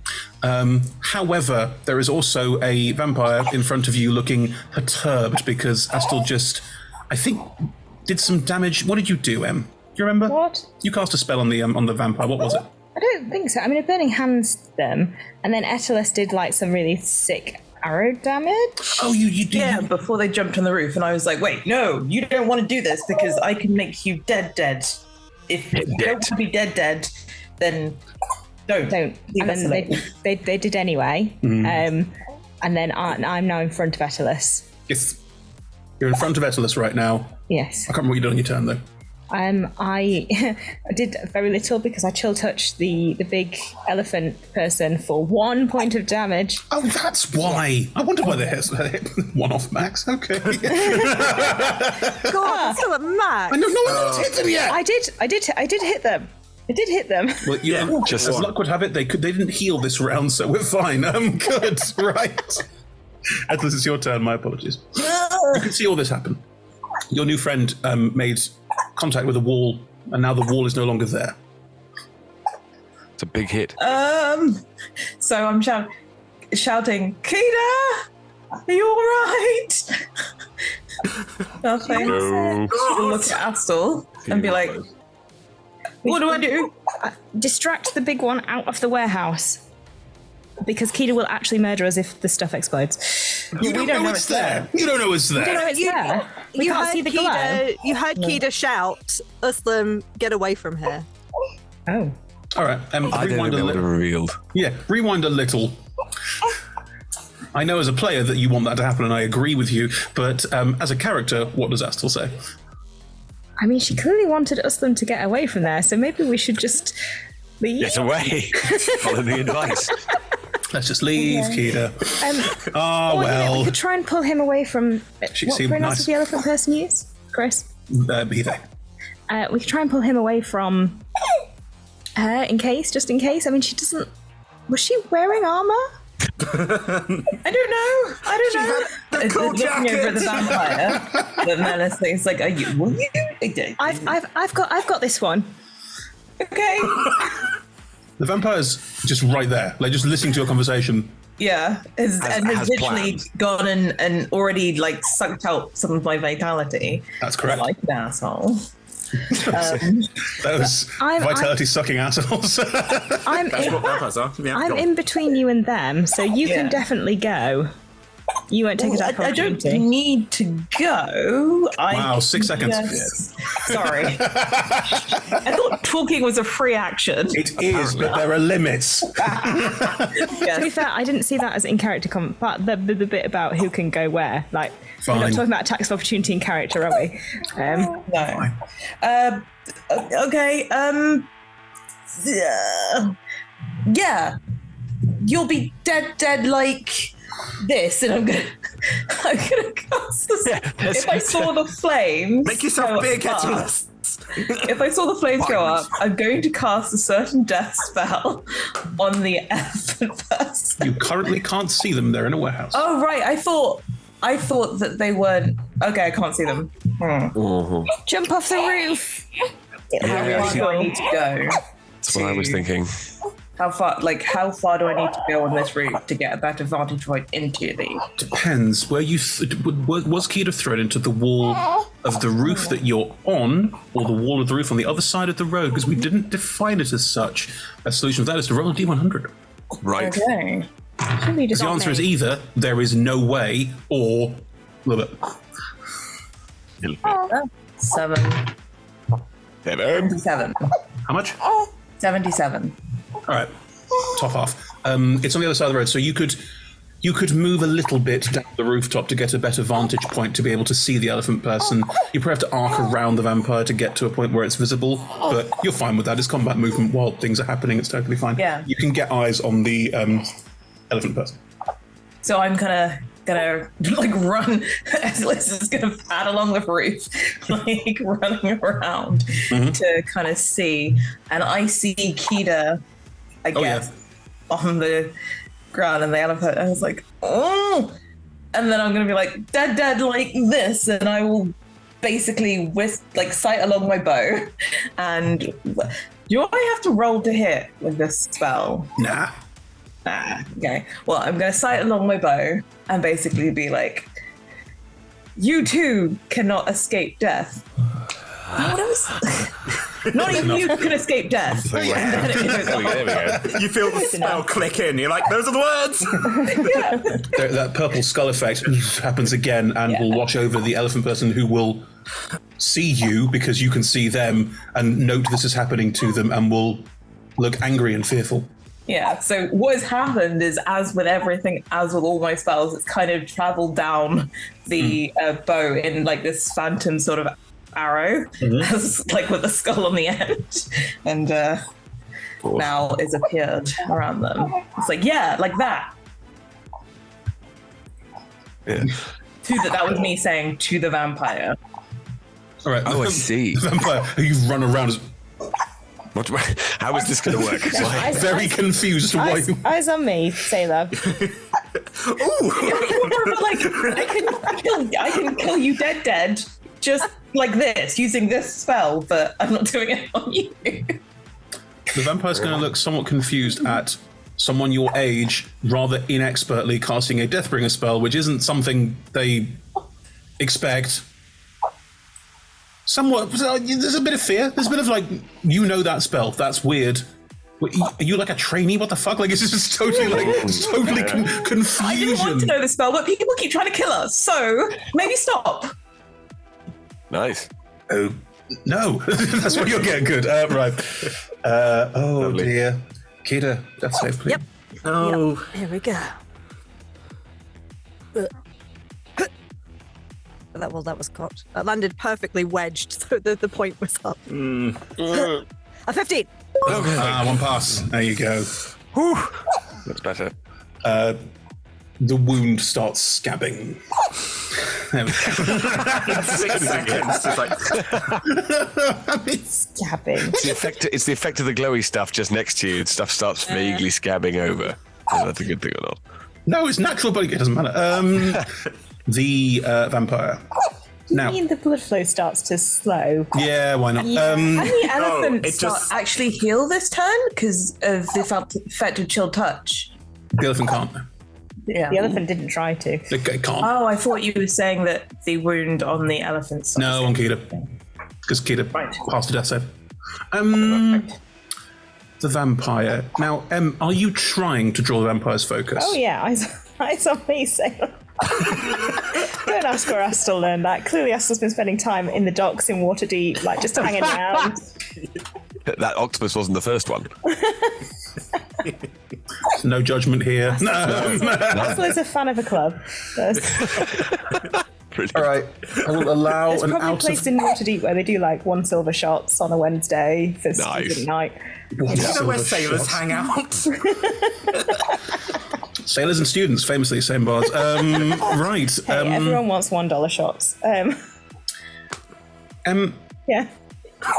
Roll me an out-of-turn persuasion check, or you could argue for another charisma-based check if you wanted to try and draw focus. I think come at me, Sailor, I believe is what you said. Eyes on me, Sailor. Eyes on me. It's a bit less filthy. It's a 20 non-natural. Oh! Played. Okay. Impressive. Having tried to sap Etelus's essence and getting quite a bit back and feeling empowered, they will turn to you, look at you menacingly, and will again raise their hand and try and draw some energy from you. Yeah. That is a terrible 8 to hit. Oh, no. They reach their hand out. How do you avoid the vampiric life drain? They don't have sharp teeth. Just to be clear, by the way, this vampire, no sharp teeth either. This isn't like a Kazik vampire. How tall are they in comparison to Astor? I would say that they are as tall as the top of your hat. The Shaco. So you plus hat and them. Head button. Yes. with the razor-bladed edge of the Shaco. The Shaco does not have a razor-bladed edge. Peaky Blinders.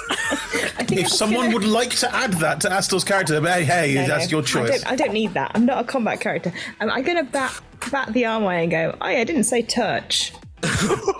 That's yourself, sailor. Technically a ranged spell attack, but never mind. Cool. I think they will sort of launch themselves forward trying to reach out to you, and when it doesn't affect you, they only get one attack around, so they will just launch themselves. They're still there in your grill. They're going to be within melee range. They're going to move up to melee range, so it's now close. But there's no spiky fang teeth for this vampire. It's not like classic Nosferatu. It's they're an energy vampire. Really dull. I think I know. Not from shadows. No. Not good at parties. An energy vampire. No. Okay. Do love what we do in the shadows, but no, not like that one. Good. Muslim, you see all of this happen. I think I will allow that you can see into the warehouse and see Kida's crumpled body, and see the Sitica sparking and flaring, and there's a cyborg ninja next to you looking menacing, and there's the big dude on fire, although Etlus did just say not even you can escape death, so you know that's happened. The Deathbringer spell has affected them. Oh Lord. Hey Tom. The noise Ed just made, oh Lord. Oh dear. We just go inside Ursulum and it's just internal screaming. And then we cut outside and he's just like, fiddly dee. I think this is the most panic that Ursulum's probably felt in a very long time. Lots going on. Okay, smart. Okay, how far away is Kida from me? How far was she thrown? 15 feet. Okay. And the elephant is just so technically next to her in the 15 warehouse. feet. Just not in the room. I'm also smart enough to know that if I do anything magical, that might ignite. Yeah, no. I didn't even think of that. Thank God you said that. Yeah. I'm also. I think. Again, sort of like talking free action, but like mental talking, where I flash back to them going, oh yeah, blew an entire wall out. I'm like, okay. Okay. No, the entire flat. Yeah, the entire flat. Was just... One piece blew out Kida's entire flat. One Craven described using Sitica and said that using some of it blew up an entire building. Like, this stuff is very volatile. For some reason, it's all been stored right here. Yeah, Craven said that they killed quite a few of their friends with Sitica. Yeah, that's... Okay. Right. Although it would deal with your problem. I mean, it's true. Also, if I was dead, no more problems. Hey, Kida can spend time with the rest of her family. I'll just make sure she gets blasted up through the window. Yeah, make sure the corpse goes flying through the window on the far side of the room. Not sure we're quite that chaos goblin-y. What? We've solved our problem by destroying an entire city. We're fine. Yeah. It's not a ship. No, if all of this went off, no, you wouldn't. That's what, yeah. It'd be a donut with a big bite taken out. We've upset the jellyfish. Oh, that too. Oh, yeah. Oh, didn't think of that. Hey, as I said, when Ostam's kind of having a minor panic attack here, because all of this is happening. Right, okay, think. I can... Oh, the jellyfish is still in your mind saying we can still be friends if you like, by the way. I tell you Not now. Yeah, if we, I put it on like snooze for like an hour. Jellyfish Unless it can news. help. Maybe it can Unless help it could help. chill these people out. But hey, you don't want to get this. We're going into the mindscape. Hey, you don't want to get blown up. Is there anything you could do to stop this, please? I will be your friend. Are you talking to the... Yes. Right. Also, open, looking down into my, going, anything you can do would be appreciated. So you're giving yourself over Tom, to... can I just check? You, who have been so reticent to do anything to do with any other eldritch beings that may sap your soul any further, have just openly requested of two creatures, hey, is there anything you can do? I'm very happy to give myself over to either of you. Tom is playing a warlock. You have to do this. And Uhlen hands himself over to them when he is terrified for his own life, which is happening now. Because it's not just I might get killed. It's this entire place will probably, a lot of innocent people will be destroyed. He's got a moral standing just to go. A warlock with a moral standing. So what have we done? It's morally correct to give souls over to eldritch beings at any given time. Cool. Tom. Yeah.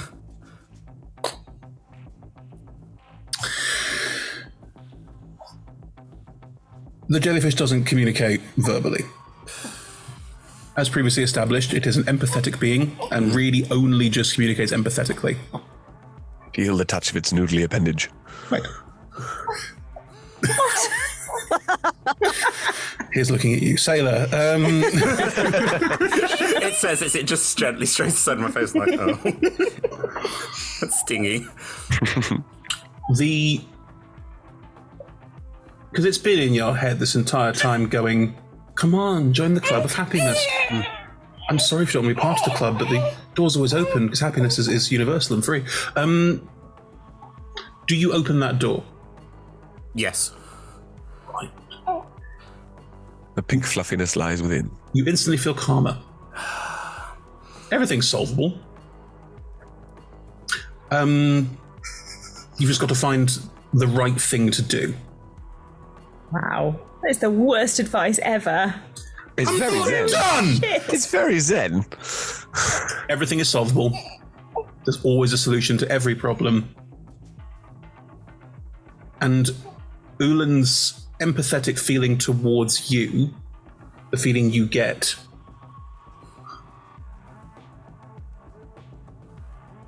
is that sometimes things may seem to be a threat that aren't. You get a very strong feeling that this cyborgy, deathlessy person in front of you isn't your enemy. You don't know how that makes any sense at all because none of this is verbal, it's all empathetic. But you realize you may have more allies than you thought. At the same time, sort of behind that in your head, if you will, there's a buzzing, chirpy noise of an insect basically going... Doesn't say anything, obviously it can't speak in words, but there's annoyed insect noise in your head. Cantankerous bug noise. I love the idea that because the door's open, the bug is now like, get out the way, for God's sake, get me through. What are you doing? Can't speak to you through the morass of feel good. Yeah, no, I don't like it. I told you could do whatever you wanted. This isn't it. Yes. This is not what I want. That's all a free action. I will give you all of that, but you are now connected to Uhlen properly, and you do feel calmer. Even in this bizarre situation, you do feel like every problem is solvable, and all you have to do is solve it correctly. And also, this person here may not be someone you have to fight. You don't know. Seems that they give off good vibes for some reason. For the second time, I slowly do a sup to the sidewalk. Good. Yeah. Then that's next to you doing a cool sort of 3-point landing, and they will also look at you and also give you a sup headbang again. Okay, if they do a sup headbang, a 3-point landing, are they just Natasha Romanoff? Sup? Yes. I think they've then got to do the Elena thing of like, oh, God. Combat posing. Cool. Right. Okay. All of that is a free action. Cool. What's the priority? Kida. Right. Okay. 15. I'm going to try and bring her back up. I'm going to try and use my healer's kit to try and at least get her on her feet. Yes, I'm going to use my big boy sticker. But after that, we open a new thing, which is just a thing of adrenaline that I've had this entire time. I'm like, Nice. Okay, your healer's kit does not contain a shot of adrenaline. Let's just get that out of the way right now. I've had a needle this entire time. And It does contain potions, though, doesn't it? I thought we bought some. You bought potions. We definitely used some of the potions. I've used mine. I feel like you might have used yours as well. I might Very have. enjoyable. Yeah. Yes, back in the... Oh, I think... I brought Vuk back up, poured it into his mouth, and... That was his potion, though, wasn't it? No, I think it was mine, because... I've still got mine in my inventory. Yeah, I used mine. So there's no potion around? No. Cool. Well, there is, but just not there. What does your healer's kit do? I mean, it's not... Tom, I know their shit. Yes. Tell me You what it can does. stabilize people with it, I think. Stabilize, yeah. You can bring someone... With our wisdom, without doing medicine, you can bring someone to 0. It's something. Hang on a second. It's like having the cantrip. next turn. It's like spare the dying. Yeah. It's like you have access to spare the dying.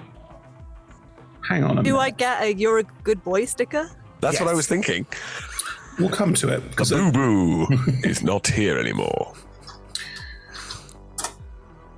Because you are, Kida, you are a good boy. You're a big, brave boy. Okay. Tom. Yes. We talked about you getting this anyway, and I think this is a really nice story place to put it in. Healer's kits are bloody useless unless you have the healer feat, which is a lot to put into using a healer's kit, which is shocking. You can use it to stabilize a dying creature, they regain 1 hit point. Or as an action, you can spend 1 use of it to tend to a creature and restore 1d6 plus 4 hit points, plus additional hit points equal to the creature's maximum number of hit dice. Okay, cool. Yeah, 1d6 plus 4. Plus, how many hit dice have you got? Now 4. Level. You're level 4. You've got 4 hit dice. So plus, it'll be a 1d6 plus 8. Do you want to do that, Dom? Do you want to use the healer's kit to properly heal? Yes. Right. Properly heal. I want to get Keita up, and I don't want to use magic because the magic will blow things up. Well, make it because I'm sorry, Tom. You're using some magic because a healer's kit cannot do this. This is nonsense.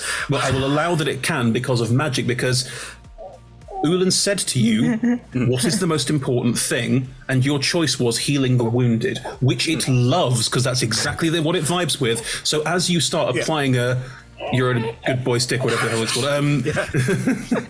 Because they're sort of fox themed, aren't they? Because of the fennec faced one who, yes. But I also give her one from my world as well. It's just very good. As you fly in and start going, I hope I can do something to try and fix it. While this creature's just hanging over you, like breathing out steam, just out of fury. Now, as you fly in and take your whole action to do this, the boo-boo sticker will glow in a kind of sort of vaguely white-yellow way, like the tentacles do of Uhlen. And as it does, you will heal Kida magically for 1d6 plus 8. Okay, that's 12. Fantastic. Kida, you have 12 hit points and you are up. The first thing you're seeing is this guy over you. This guy putting you're an excellent boy boo-boo sticker on your ribs. There. Yeah. Right, good. Thank you. You're welcome, question mark? Tom, roll me a D100. Low numbers are bad. Okay. It literally just tell you to go. How bad's a 4? Out of a... What?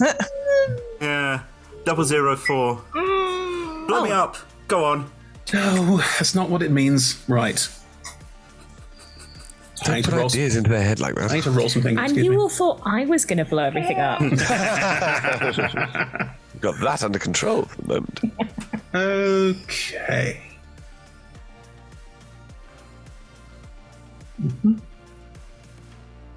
Right. As you do this, the Sitica around you will start sparking more and more, and you will... You don't know if it's about to blow or if it's just sparking a lot. You don't know if this is we're all fucked levels or if this is if something else happens, we're all fucked. Put it this way, I'm not going to tell you, but that has consequences. We'll get to what those are in a bit. Chain reaction. What did you do? Can I use bonus action to shove her or something? Just like try and roll her away? Yeah, to get her out of here. Oh, I see. Yeah. I thought you were just trying to go like, screw you. Just She go in the appealed to you anyway. boxes. Tom, rules as writ. Yeah. You are welcome to effectively hold Kida, which is a free action because your ally will let you hold them, and then use half your movement to move away. However, you will incur an attack opportunity because Kida will not, because it's forced movement. Isn't this game fun? Yeah. I'm weirdly heroic now. Yeah. Okay. What is your movement speed? It would be 30. It took you 15 to get here? Yeah. Cool. You have 7.5 feet of... Would it get us outside of the warehouse, out the door? I'm gonna say nearly. It would get Kida outside the warehouse. Yeah. Hey. Oh, mate. I'm the puppet. If I'm going to die in an explosion in a warehouse, and then Cleo's going to come back and go, "Where's Uslam?" Man. All right. No. We'll see what happens with the attack opportunity first, but I'm going to say, because otherwise this is silly, that you will be able to get Kida out of the warehouse, but you might not make it. Absolutely. Cool. As you do this, big boy is going to... Come on. Say something metal. Burn in the fires. Good. Right, and is then going to... Very metal. Very metal. Very metal. It's going to try and hit you. Can I see them? We said that Etelus had to move to see them, so I'm going to say that you potentially... What about if Samoth is like somewhere? Ooh. I rolled a 13. Oh, okay, fine. Appreciate the gesture, but I rolled a 13. Thank you, Em. And as the explosion, I just want to say I love you all. As the explosion takes me, 13. No, clang. So the massive blade will come down. I think it comes down as you sort of swing in and start applying bandages. It'll come down across your back, but your armor's very strong. I think you'll probably sort of come forward, and maybe that'll be the push that pushes Kida out the door, and you sort of roll after in a very ungainly way. But you are both now rolling out of the warehouse, which the big person is still in, and where the Sitica is still sparking. Yeah. Cool. Yeah. Right. Oh my god, this is a thing. Okay. Keep rolling, keep rolling! Tuck and roll! Where you are tucking and rolling is the deathless cyborgy ninja person who has watched all of this. In increasing amounts of panic. Well, you can't see their face. Also, I doubt their face moves very much.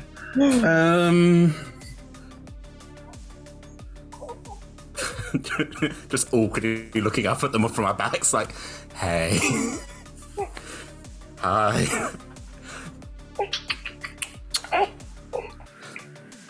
Interesting. Hang on. You know when you write a thing into a thing and go, I'm probably never going to use this, just a cute little thing I quite like. Suddenly it's effective, is it? Suddenly it's really important, but I didn't think it was going to be. That's really fun. That's really, really fun. Okay. No, what is this nonsense? Planning? Yeah, that's never happened before. I didn't think it was going to come up, but I really like it. Okay. Bear with me on this.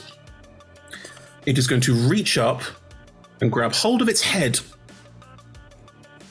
It will then use the blade to slash through its own neck. Yes. And will place the helmet on the ground next to the two of you. The body will then run into the warehouse. That's amazing. That's amazing.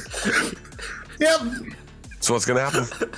So what's going to happen? As long as the head's fine, the spirit keeps going.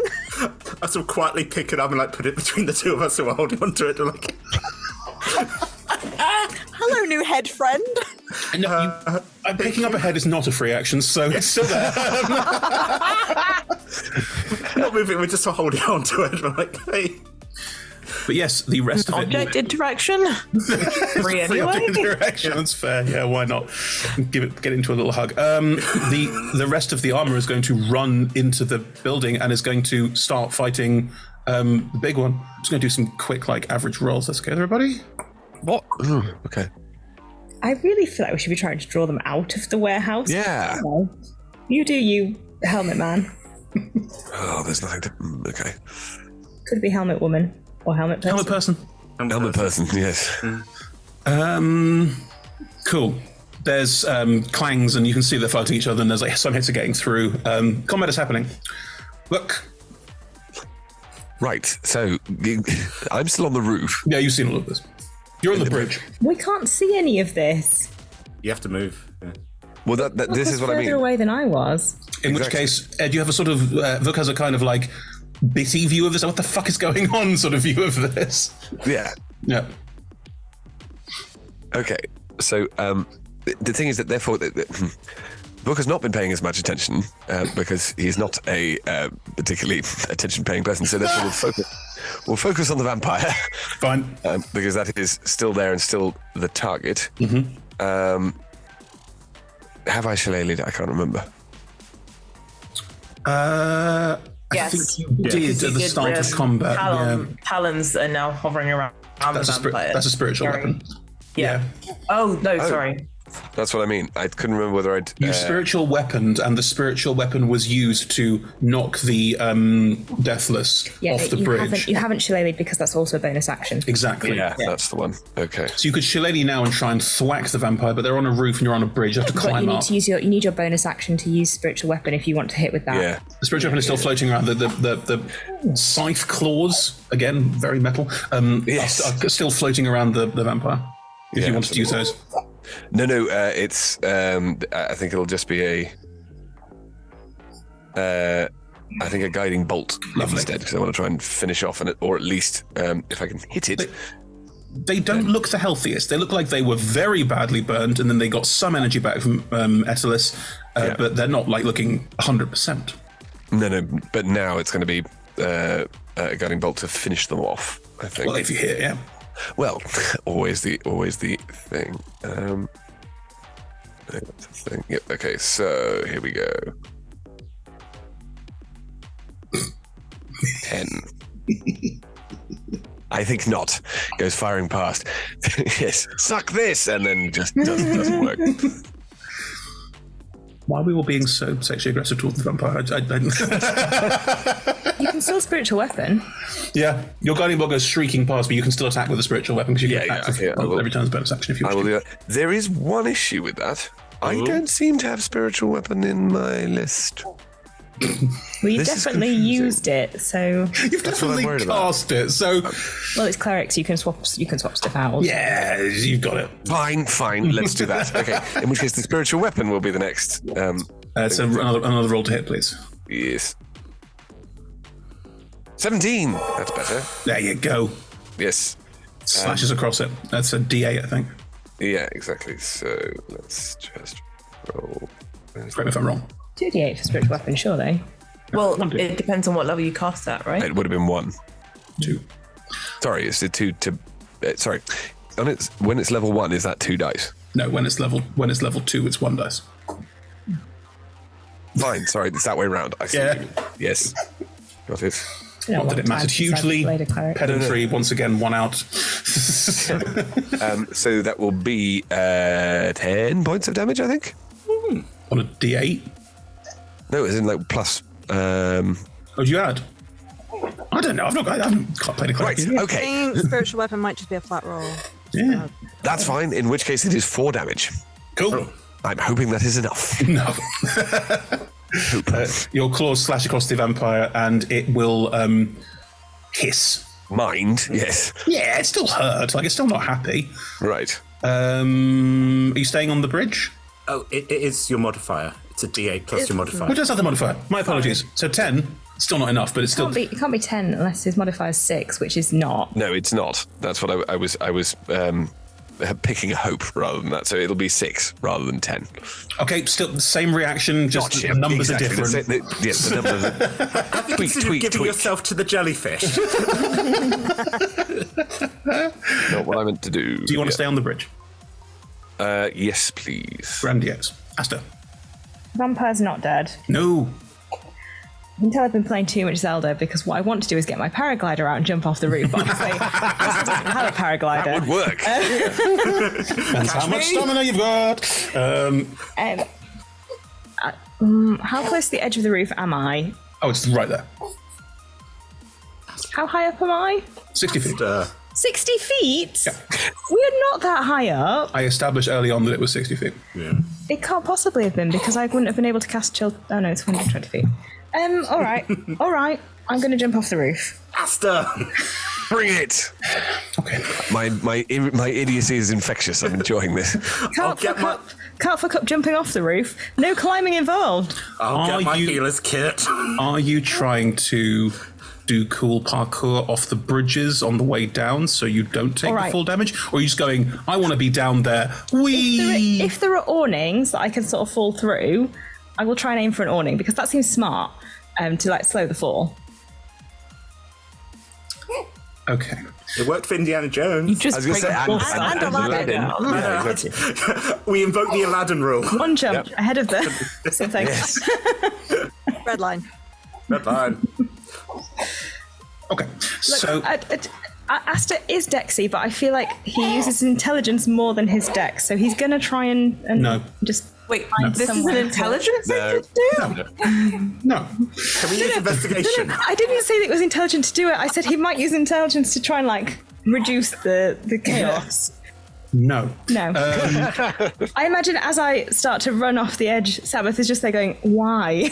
Also going, wait, what are you doing? What your cat is doing is watching you go with this expression.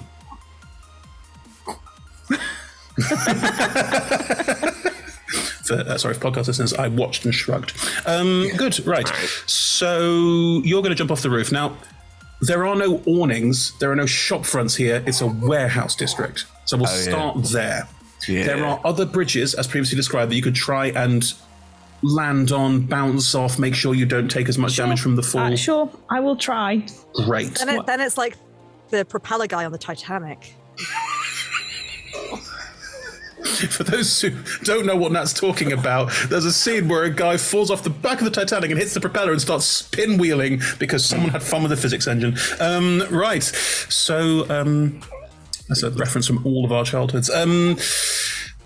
Roll me a dex save. The DC is slightly lower because there are other bridges you can bounce off. It's a 16. Right. You'll take half damage. Yay. But you're going to bounce off various bridges on the way down. I will let you do it with some finesse, but it's still not like there's probably a twisted ankle or two. Ooh, nice. Okay. Yeah. Makes sense. That's fine. I'm not Vuk. It will heal. I feel very seen. bit cruel, but okay. Right, so totally fair. Ed, you're not jumping now. No. Don't do it because Asta did it. Nope. Although, Ed, do you have Featherfall? No. I used to have Featherfall, but I unprepped it because we're not on a ship. Fair point. I was going to ask you about that. I didn't take it because I saw that Asta had it. I wasn't anticipating jumping off a building. So it would be 5d6 as the first 10 of free. So it's 5d6. The first 10 are free. First 10 feet are free, yeah. So the first 10d6 are free. Oh, Jesus. No. Easy. It would be 5d6, but I'll roll them and halve it. Cool. You can't roll 2.5d6s. It'd be challenging. Roll the 5. You take 9 points of bludgeoning damage as you fall, bouncing off, crashing into various bridges on the way down. I will allow that you can land next to your friends. Great. As the crunches into the ground next to you all, it's like It's not gainly. It's not graceful. Don't do any fire! No fire! I'm sorry, I'm mostly out of fire. This is our new friend. You don't know that yet. Actually, you do. You think they're a friend? Yeah. Yeah. They've not said anything. They just did this and moved off. They've not said a word. I don't even know if there's anything in the helmet. No. I'm just like, Aslan's not very attached to this helmet. Can I just shout at the two people in the warehouse? Yeah. It's gonna explode! Get out! Nice. You still don't know that, though. I can see it now. You can I'm see right it there. now. Yeah, you can see it now. Like, it's obvious that there's a problem. Are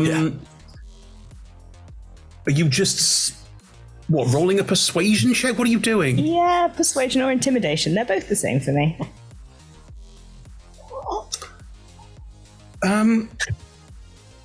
Unless you roll a nat 20... That's not going to have any effect on these people, so I will allow you to think about different choices if you want, because that's not going to do anything. Can I pick up the helmet? Sure. Uslan may have some issues. Please don't do science on them. Again, it's just a helmet with a presumably head inside. You haven't looked. Do you look and see if there's a head inside? Briefly, yeah. There's a neck, it's definitely an undead, neck stump. Great. Stump. Gotta love a neck stump. Hey, right. It's a great Indian. I'm going to talk to the helmet. I'm going to hold the helmet in my hands and talk directly to the helmet. Right, seriously, if you can pull that elephant person out of there, that would be really helpful so that we can help you do whatever it is that you're doing. Don't understand why you're doing what you're doing, but anyway, we could have that conversation later. Could you please get them out of the warehouse? In your head, you will hear... Gosh, well, I think it's a bit too late for that. I think that's probably going to go. So nice. I was really hoping that a lot of you would clear out and you'd do the whole heroic sacrifice thing of the body, because it's not. I can get another one. It's not important. Oh, wow. And that's the tone of voice as well. It's just, gosh, tally ho, what? There's people who live... It's not a solitary warehouse, is it? Like, there are flats above it. Well, I don't know what to suggest, really. Don't know how one stops Sitica that's about to go, so... Can we? It's kind of pointless to take the head, to do the head off, and then for us to not go anywhere, because that kind of defeats the purpose of the whole thing, doesn't it? Okay. Chris. Yeah.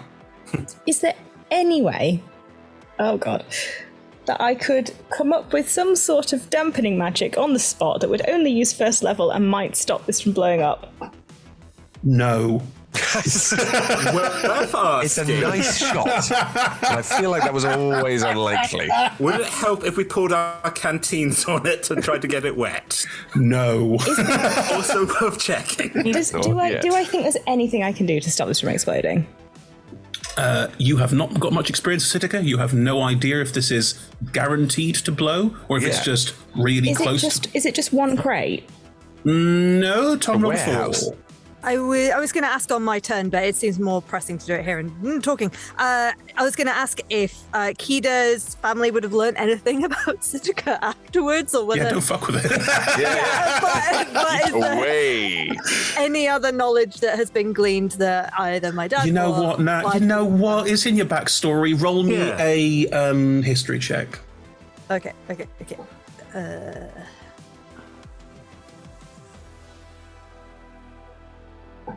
10. You have no idea. Is there, right, how much of it looks like it's sparking, volume-wise? An amount that would be carryable, maybe? It's definitely more than one crate, so no. Not by you, anyway. All right. Or any of the people here, actually. Vuk's quite strong. Well, yeah, but Vuk's also a long way up, and... Vuk, get off the roof! We need you down you here! don't need to tell me. That's yeah, got it. It didn't hurt that much. Can I just run in, grab as much of it as I can that is sparking, and try and put it somewhere that isn't going to impact people when it explodes? Like in the middle of a road or off the side of the island, like anything. Throw it in the dock. Ooh. What's that? Is this going to be the Boston Tea Party equivalent? I will say, as a reminder, that you don't know this, you weren't there. Oh, but the other people around, they can tell you. There is a dock just down the road where they were all going to suggest that everyone meets up and has a chat before violence happened. So if you wanted to try and grab as much as you can and run out, start running towards the doctor, try and hurl it off the side. Everyone grab as much as you can. I didn't think we had that much time. I thought it was literally a roll. That was it. You don't know. Well, it's currently. It's like. I want the visual you need to have is. Have we all seen Arcane? Yeah. Okay. The bouncing blue ball thing when it's bouncing, it's just sparking. You're like, it's gonna. I don't know what it's doing. Something bad is about to happen. Something bad is about to happen. Potentially, we don't know. Either we get vaporized running down the street, or we get vaporized here with all these other people. So grab an armful and run. Also, is there like an emergency bell, like the warehouse has, to ring a bell to just go? Yeah, just to go danger to let because we don't want to blow up the people. We've got if not, it should. Yeah. Surely. Okay. Surely we just start screaming, "It's gonna blow!" That would be a passive investigation check, no? All right, it's Aster's turn. Yeah. Aster is running into the warehouse, grabbing as much Sitica as they can carry, and is running down the road. Is going, Aster goes somewhere. Aster doesn't know there's a dock down the road. Someone please tell us there's a dock down the road. I think I do, because I messaged Uslam, didn't I? Okay, then we were all told to meet them at the dock. Yeah. Right, you've gleaned there's a dock down the road, and you're just grabbing as much as you can and running, yeah? Yeah. Okay. Your passive investigation is how high? 17. Right. What's your strength score? 6. I didn't say I was the right person to do this, but I'm here. You're smart enough to try and lift the whole crate, right? Oh, yeah. No. Good. Don't destroy your stomach muscles. So you're grabbing, 4 or 5 bits out of the top and just going, fuck it, and just running with the ones that you've got? Bag. I could put them in my bag. Scoop. I hope there's nothing you like in that bag, because it's going to get eaten. No, the ration kit! Yeah, I think it's currently quite a lot of Tupperware boxes for some reason. Someone gave me 10.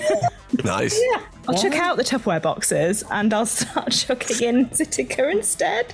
Put them in the box. Just stick Definitely in the this will Tupperware. work. Okay. Yeah, definitely this will work. Your passive investigation is very high. Yes. I will allow that you can run into this warehouse going shit, and start grabbing and putting as much as you can into your bag to then run out with it and go as fast as you can. I think that's all fine. The 2 in there are distracted and will not attack you. I think that's also perfectly fine. You don't get all of it because your strength score is 6, but you have grabbed... I think what we're learning is that when I was like, I'm a wizard, I won't need strength, that was a foolish choice and I should have dumped, I don't know, maybe charisma. Constitution. I played a wisdom once where I dumped Constitution. It's the most fun I've ever had in games. It was, do you do this thing? No. It was every time. Something dangerous happening. That seems like a problem for someone else. You grab about, from what you can see, you've grabbed maybe a third of the ones that are sparking heavily. Okay. There are others around. It seems to be setting itself off. So the more you can grab and the sooner you grab it, the less likely it is for all to go. Okay, everybody needs to grab it as quickly as possible because it's just setting more off. I think I got a third of what's there. I'm going now. As you run in and run past. Yeah. Ripes. Cool. Right, that was an object interaction. Did that take an action? I mean, not that I can do anything else, but Would you like to dash? Oh, yeah, I could dash. There you go. Running. So you're just hairing it off with this stuff in your bag, telling us all that, okay. Look, we all know that I participate in combat in my own special way. Okay, as you do this... We might not all die this way. Just me. Just rolling a thing. Okay. Etelis, it's your turn. You see this happening, and you see what Aster's doing. Technically, Aster's movement is also downward. Ugh. Join me. But you've seen all of this happening. The vampire's still there, watching all this happen. Oh, there would have been an attack of opportunity. Oh, yeah. Yeah, go for it. No, did you not? Because I could have still rebarbed it. Did you not do that already? Didn't do it already. So the vampire swipes out as you go, and we'll see if they grab some energy from you to get some hit points back. That's all they're doing. They do not wish to die. Pretty basic. That's an 11, never mind. Okay, so Etel is on the roof and just goes, I guess we need, and shouts to Vuk on the bridge. I guess we need to go down? You're telling Hook this? Yeah, I'm shouting. All right, no, that's fine. That's okay. We need to go down and like peering over, grab the stuff from the warehouse and run. Totally fine. I can do that. Yeah, this is not a good plan. I don't know if this is gonna count. Can I like run and jump across parts of the roof to get down? Yes, try and parkour my way down. Pew parkour. Sort of way. With a dex save? You've got a climb speed. Somehow combining my dex of 20 with the athlete feat, which gives me good jumping and running jumping, and like it gives you a climb speed. Sorry? It gives you a climb speed, doesn't it?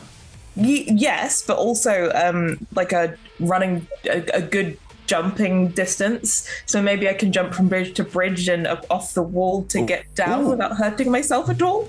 If you're dashing, that's 6 feet of movement, and you have a climb speed, ergo you can describe whatever bullshit you want about how you get down off this roof to street level, but you can't go any further than that. Yes.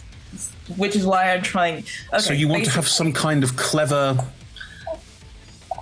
speed cost reduction by clever falling, so you have movement on the ground to grab stuff and run. Yes. Dex save. Okay. That's all? I'm amazed. What? Come at me! Like No. I'm not saying I want any more. I'm just very glad that that's all that is. This needs to happen with. Unbelievable. Sorry. It's a 13 on the dice plus 7, so it's a 20, not nat. You know what, Lola? You're fine.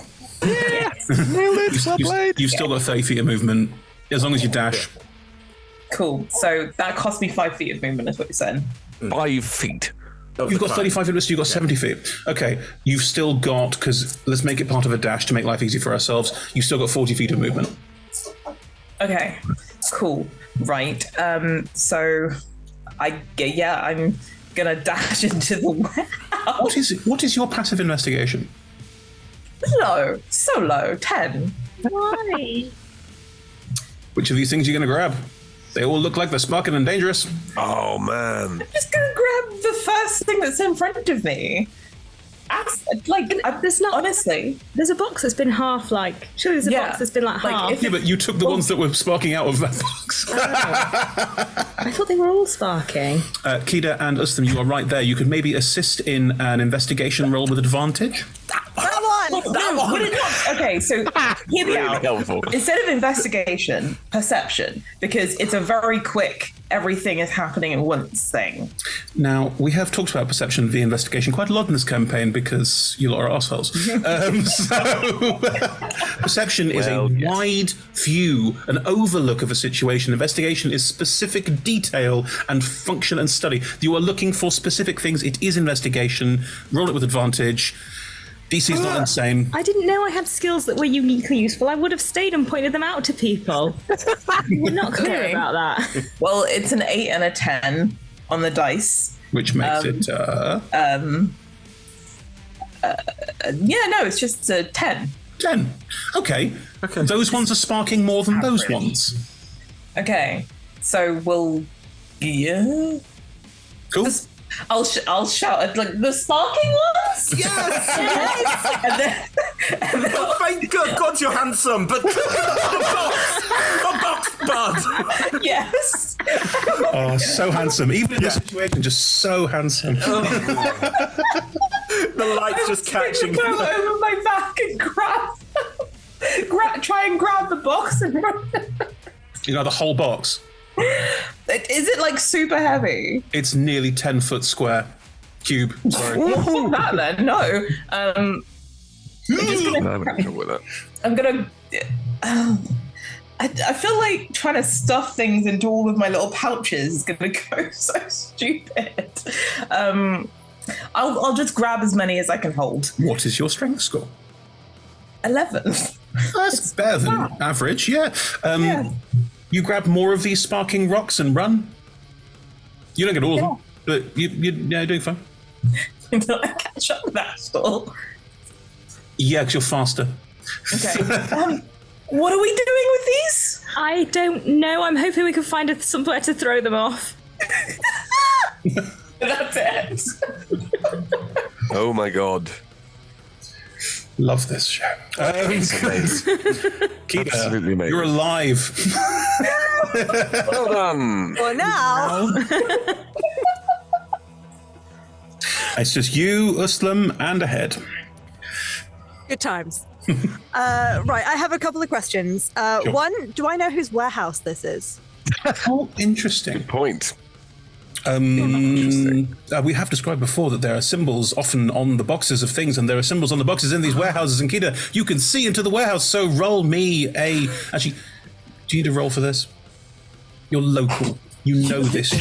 You also landed right in the middle of the boxes. This is right next to my house. I've also said before that the symbols have the words of the name written in them. So like, what does that say? Roll a check. I'll say that. Suddenly, he forgets how to read. To be fair, but it is mid-combat and perception checks are a thing. Roll me a perception check.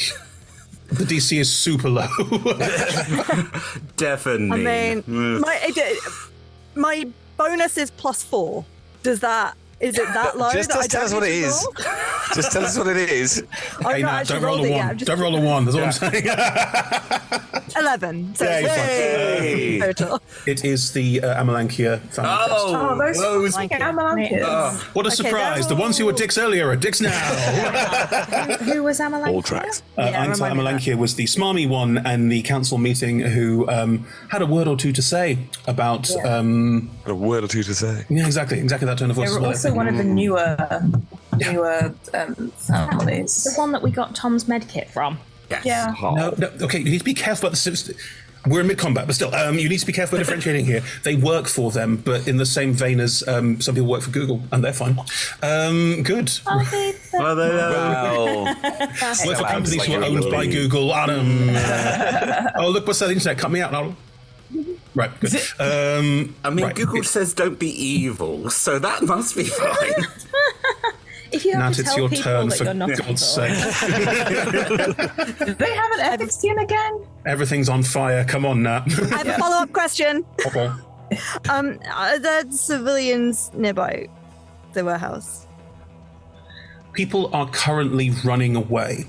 This is... Okay, they know and they're running. People know that something is up because a flaming person threw you through a wall. So people know something's going down. Most people are going, don't want to be near that, and are moving away with alacrity. Some might say running. Sorry. There are some... no one's sort of going, what's going on over there? I'm staying within 10 feet of this. Keep a lookout. No one's doing that. But some people are running faster than others. Some are like, no, absolutely not. And some are like, what's going on? You know. Okay, fine. Yeah. I would like to... I'm going to turn to Uslan. You can fly, right? Can you carry me? Yes. Okay. Question mark? Yeah. I think Asta can grab as much of that stuff as they want. I don't care. I'm going to do a thing. If you could carry me sort of like near people and then away. Away. Okay, you're the boss. You're calling this one. Still holding on to a severed head. I'm like, this will not go in my pockets. That's really well, no, I can hold on to the head. That's fine. The head will faintly say in both heads, didn't realise I was such a bloody inconvenience. You're quite with the helmet. You're quite heavy. Never mind. I wouldn't take it off if I were you. What's underneath is at best harrowing. No, I can smell it from here. Rude. I'm going to cast... She's got a good sense of smell. Yeah, exactly. Yeah. I'm going to cast Enthrall. Enthrall? Are you going to hold Enthrall until Uslan flies you nearer to people, or are you just going to cast Enthrall? It lasts a minute. What's the range on it? The radius? 60 feet. Radius? That's 60-foot radius, is that? Range is 60 foot. That's Does it affect one person, multiple people? Creatures of your choice that you can see. Sorry, Em. Did we establish that if this blows, it's going to blow up the entire island? Like, Yeah. 60 feet will not be safe. Okay, fine. Yeah, it's not a problem. Hey, Someone's trying to help. Excuse me. Humans are trying. Everyone's trying to help in their own way. Fine. Okay. I'm Go just ahead. personally not convinced that taking one piece away from the entire warehouse is going to I'm pretty help. sure Chris said last time that there's only one person worth left to take. That's sparking. Oh. Yeah. But we That's needed to sparking. get it out. Yeah. Because it then It starts. sparks the other stuff. Yeah. Anyway, It's fine. It's Nat, you're fine. doing a thing. It's on you now, Ed. Okay. That's never been. I'm the distraction. Try not Go to ahead. blow yourself up. What are you doing? Okay. It's not so your turn, I'm- Ed. It's not your turn, Ed. Shut up. Oh, sorry. No, That's what you're telling me. No, Sorry. it's Nat's turn. Come on, Nat. Well, okay, well, the sparking Sitica is how far away from me? About 20 feet. Okay. Go with your first plan. It's fine. And I was thinking, can I do both? But I can't get out Look, of the warehouse again look. with it. Our two Thembos have handled, I'm going to say, about 2/3 of this mess. So, In fairness, Etelis absolutely a Thembo. I think Astel is just a bit too intelligent to be a Thembo. Astel's also not strong enough to be any kind of bow. Astel's just sleepy most of the I think time. low wisdom also accounts for some of it. Anyway. You know what? Together, I think we're a whole, maybe a whole. Hold them. Okay. Sorry, Nat, go on. I'm trying to think if we can both throw the Sitica in the water and I can still cast Enthrall. Water? What water? We're at the dock. No, no, just Off the side.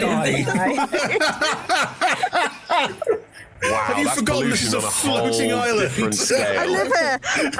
Okay, no, I'm just gonna cast Enthrall, and I'm gonna which lasts for a minute, 60 foot. So I'm assuming that if Usman carries me around, I might catch more people. Technically not how the spell works, but tell me what you want to do. Like your incense thing. Just because it attracts everyone. Well, they technically have to make a wisdom saving Did you throw. not just scream run? Yeah, but like this time they'll actually pay attention to me properly. Ooh, tragic backstory comes back again. Oh no. There's trauma in that sentence. Oh yeah. I have rolled for the citizenry. Go ahead. Everyone, it's really important that you leave now. Follow me this way. Oh, you're heading. Okay. Waiting for Yeah, exactly. I will say that this and Uslam's turn, because Uslam's turn is right after yours with something in the middle, can be happening simultaneously. Yeah. Tom, am I to assume that as your movement, you are grabbing hold of Kida, who you can technically grapple and fail grapple, but whatever. You're moving Kida. Where are you going? Are you following? Are you following Asta and Etelis? No, we've got the explodey stuff. No. I also, wherever Kida's like, follow me, I'm like, back that way. Are you going like it's a road? Are you going the other way up the road? Yeah, I guess so. We can reconvene with them later, right? Yeah, sure. Yeah. If we're all still alive. Also, you're flying, so I'll say that you can maintain a good view of what's happening behind you by going up at an angle. Yeah, That's take off fine. that angle. Ob's totally fine. Right, that is happening. In the meantime, on the roof, the vampire is going to look at... Yeah, Vuk, who's right there. And is going to look down at the situation, because has seen the Psittaca that's being run away with. And is just going to run. Ah, good. That's a very positive thing. They will skedaddle across the roof in a... If the street's this way, they're going that way. North, they're going in a northerly direction. They start running across the roof towards the rocky side of the... because obviously everything's stepped because it's a donut. So running towards the sides and sort of trying to climb and run. And they are very adept at jumping and climbing. So they're doing... But they're running away. They're not slowing down to try and make sure they don't take a hit from you. I'm keen to give them a wallop as they go. You aren't close enough to shillelagh them. You had the spiritual weapon out, which doesn't get attack of opportunity because it's a spell effect, so it doesn't. You can chase after them if you want, but they are getting the hell out of dodge. I think that because everyone is running away, and I can see that there are people running with Still sparking. not your turn. Good. Tom, Keep planning. Tom, as them picks up Kida and flies away, I will give you, if you have any actions or bonus actions you want to take, you are more than welcome to. I think I'm definitely like catching Buck and then just going, okay, so we're going this way. There's still explosives in the building. Just heads up. Get yourself to safety or save yourself. I don't know. What's happening, Buck? The opposite of that. Just run, Buck. Run. Alternate what are they called? Conflicting signals, but I'm sure it'll be fine. Hey, Ed. Still not your turn. Right. Hang on, I'm going to make a roll. I've got all the information now. I'm sorry. That's all right. That's fine. Oh, and I'm giving you more information now as well. Good. From beneath, you will hear a very loud clunking thunk, and the deathless cyborg ninja body will come flailing out of the side of the wall, collapsed in a heap in the center of the floor, and stepping out of the building is the big boy. The giant elephant person is now walking out, still on fire, looking at the situation all around, and probably roars apoplectically with rage. Now it's your turn. Oh, well done. No, I think... so, how would I be able to get down and actually get to any of the... sparking. Yeah. There's only one way. To jump. In 6 seconds, there's only one way. Might as well jump. And also, I will remind you that there is now someone with no one attacking them standing in the way of the warehouse who will try and stop you if you run past. Are you trying to blow up Uhlen? Is that what's happening? Yeah. No, I'm doing whatever I want. I thought it went out the side of a wall rather than the entrance. Is the entrance not still available? The front door of the warehouse has never been mentioned up till this point. We only have a hole in the wall. There is a door. There's a door to the street. Yeah, no one's used it. There's just enough man speaking. So, would I be able to jump off in front of that door, go in, get the stuff, and run out again without interacting with the Loxodon? The other Loxodon. It's not a Loxodon, just an elephant folk, because, sorry, you know, yes. legal And that's shit. the only wrong part of that plan. I've just rolled to see how far away the door is from the hole in the wall because it was only fair to do. It's 5 feet away, so you'd still have an attack opportunity. Okay. And you're also jumping down 60 feet. That's what I'm only too aware of. This didn't go well last time. However... Hey, Ed, you know what? I will say that the big elephant person does look quite badly hurt, and...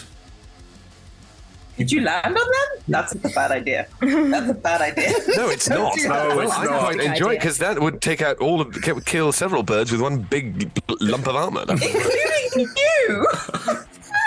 I will say, no, but that's already I will say, one of my favourite D&D things that's happened recently, they have written rules what happens if you land on top of someone. Right. Well, let's use them then. I see no reason why not. Let's. I've been homebrewing if you jump onto someone. Yeah, if you jump onto someone, what are the rules? And because they've now written, I'm going, this is perfect. This is great. It works well. Yeah. In which case, I think in for a penny, in for a pound. Let's. I feel like I was the reason that you jumped off the thing last time as well. I actually mentioned it, and then you just did it. I'm like, fuck. Lola, are you trying to say that it's all your fault because that is your prerogative to make that choice? But not only that, but also I think that Vuk didn't have to make any of these jumps. Like that's very much his choice as much as anybody else. I mean, previously it was my fault, and then you fell anyway. Yeah. I think it's just an inevitable thing. Can we all enjoy the very quietly said, I'm just an enabler from the background? Good. I've got the rules. Will AC make any difference to this? No. Because what I'm thinking is, could I put a shield of faith underneath myself? Ooh. As in, like, I'll be covered around with it anyway, and then that would be the first thing to hit the elephant folk person. I will give them disadvantage on the dex save they have to make to there's avoid. Rules. Yes, that's fine. I'm keen. I think that's a very stylish maneuver. Are you doing an elbow drop, or are you just like? Oh no! I think it's a full-on butt slam. I think I'm just it's like a bomb going into a swimming pool, but I'm just landing sort of. Spiky end first is my intention. Your bum's not spiky end. Is it not? I think it can be. I don't see any reason. Yeah, your character's bum is not spiky head. Do you have a tail? Could you break your tail off like Eeyore? Surely Loxodons do have a little tail. Well, no, but only if it's an elephant tail, it'll be sort of thin. Yeah. I suppose it could still be spiky. Elephant tails are rather boringly sort of thin and yeah. You also don't want to break your tail. Yeah. I'm pretty sure that the tail's inside the armor. Yeah. This is armor with tail space. Come on, Ed. Join the tail club. There's two of us. It's great. So you're going to do a big old Mario butt slam on... Yes. Right. Okay. Now, folks, the elephant person gets a saving throw. And then we will see what happens from that point onwards. I will give them disadvantage because of the Shield of Faith, and that's a very cool, stylish choice to make. Thank you. Therefore, I am rolling. Excuse me. Gee whiz.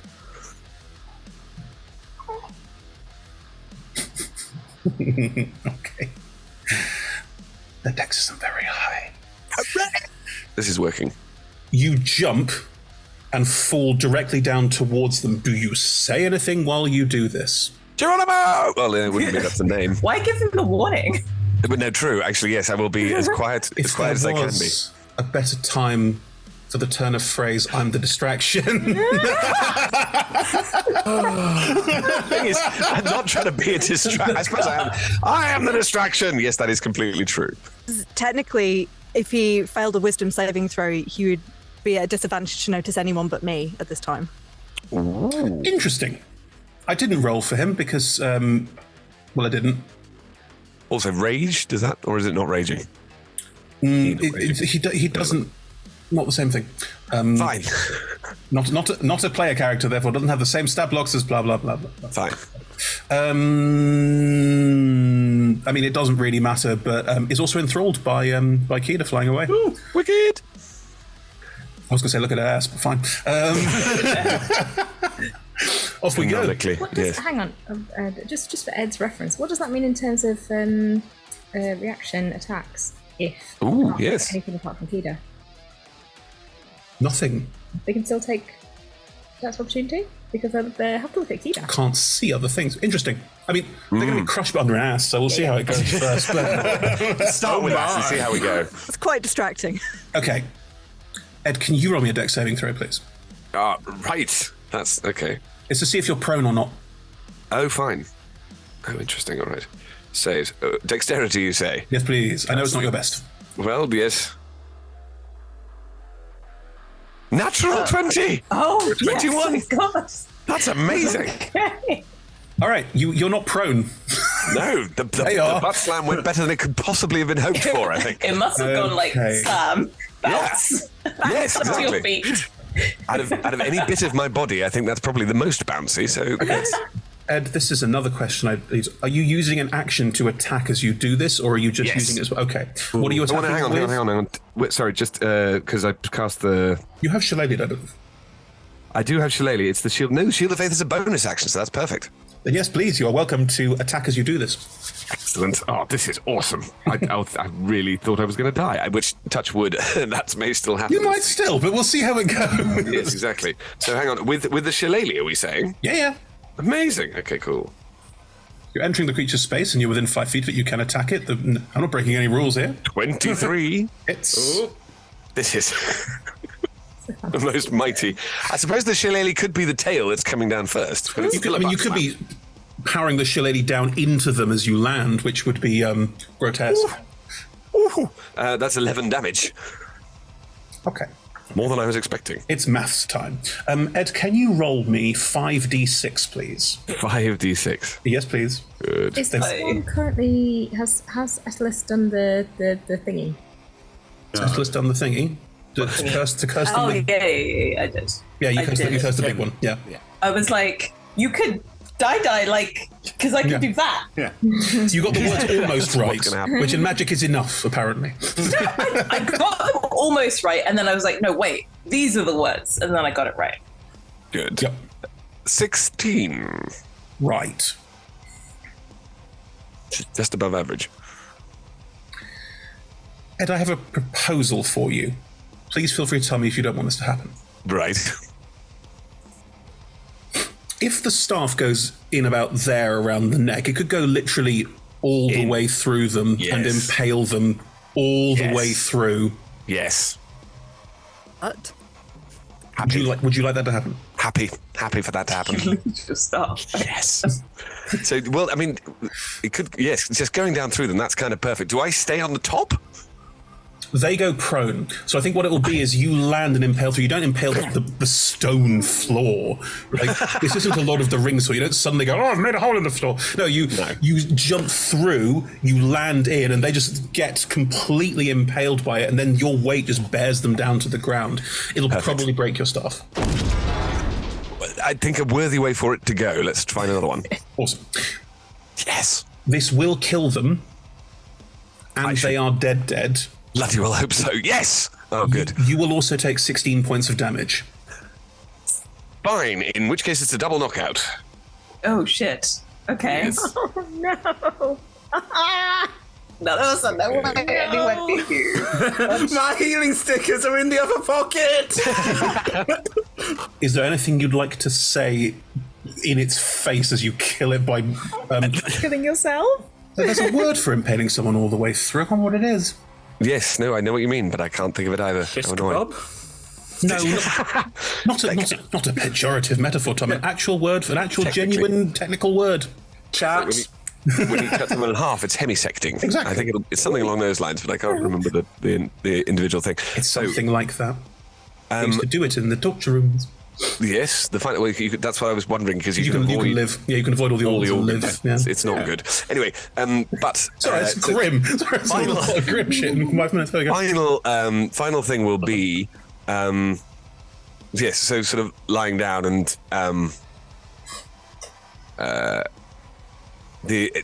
of the thing of just, I think you've fallen asleep before me.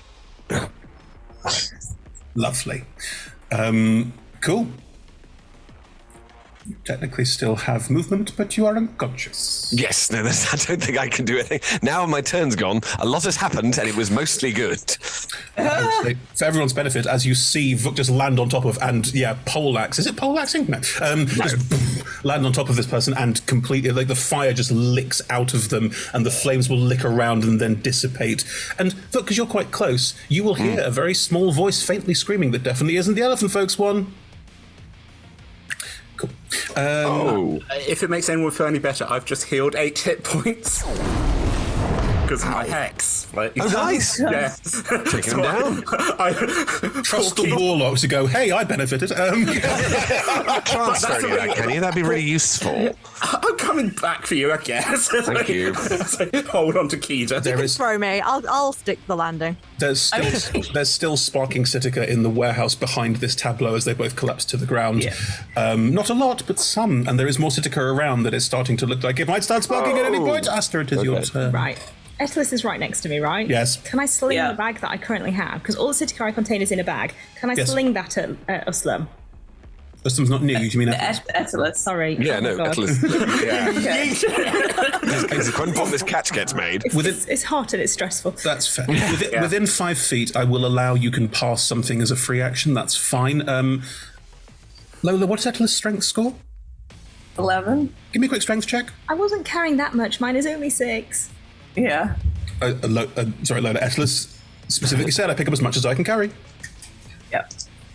But that was bearing in mind that I don't have a bag, so... Oh, you're right. That shoulder bag makes all the difference. Come on, roll a strength check. Catch you when you're an armful of stuff. Oh, this is going to be... That's a 16. Yeah, you're fine. Cool. Well done. I'd like you to imagine this visual. They're going, hey, running as much as can. You're there going, sling is... Keep going. Right. I'm going to run back. Wow. Okay. I feel like that's a bad idea. I could run faster than you, but okay. I've gone. It's too late. Well done. You go before me. Let me know. I will healing hands. Oh. Thank you so much, Do Emma. I know where we're going? Yes. No, I do, because Keita told us where we were supposed to go. It's fine. Up the road, Doc. Yeah. Yep. I get 2d6, but I can't actually see the bit of my screen. I will tell you, there's a pop-up. Right now. You can't see it. How messy is your desk? Really bad. Okay, Ed, you get back some. 8. Hang on. 8. We can see it. 8. I think it might be slightly more than that. Hang on. Oh, of course, because you've got the boost from the feet. Oh, yeah. Which I can't remember what it is. Where's it gone? I don't know. Healing hands. Where is it? I had it a second ago. Yeah, no, it's just the dice. So 8. Oh. That'll do. That will do fine. And then, do I still have time to grab the remaining sparking Sitica? I don't care if I can't get it too far away, but just like get it out of the warehouse. You can run. Yeah. But you can't. Oh, yeah. Which you've used an action. There's bonus action. No, it's an action. Ugh. But object interaction is a free action. Yes, it is. But it's still only... I will allow you to run into the warehouse and grab hold of it and start to make your way out, but... I just want to get it further away from the other stuff. Okay, as you run into the warehouse and grab hold of it, roll me a d100. Let's see how bad this is. Hang on, sorry, I just need to move the stuff to the other side of my desk again. Something's going to get vaporized. It's probably going to be me. Yeah. I'm right there with you. 65. Oh. You can grab all of the remaining sparking Sitica, because your strength's only a 6, right? You can't carry it very far, but you can certainly just like start grabbing bits and hurling them out. That's perfectly fine. I'm going to throw them ideally towards Buck. Okay, Buck, these need to go somewhere. Follow Etelis. As you Thanks start for the grabbing, healing, but what are you doing? As you start grabbing them, roll me a dex save. As you start grabbing them and turning and just chuck, because there's too much for you to carry in one go. You've got a strength score of 6. You're just frantically trying to get them out. You grab all the pieces that are sparking. You can just like lean back because all of the stuff that's sparking is now out of the warehouse. But there's now a ton of just scattered around Vuk on the street. What was the dex save? 13. You start grabbing a few of them from a prone position on the floor. So you've got about half of it, but there's still some skittering around the floor. Okay. But I'm just going to shout, so what are you doing? I need help. Me and you, Keita, let's go to space. I legitimately thought about doing a Tony Stark style thing of just going, I'm going up. I'm going to piss off the major godlike figure that becomes the problem for everyone else. Yeah. It only kills me. Oh. Interesting. That's it, I'm done. That's everything I can do. Yeah.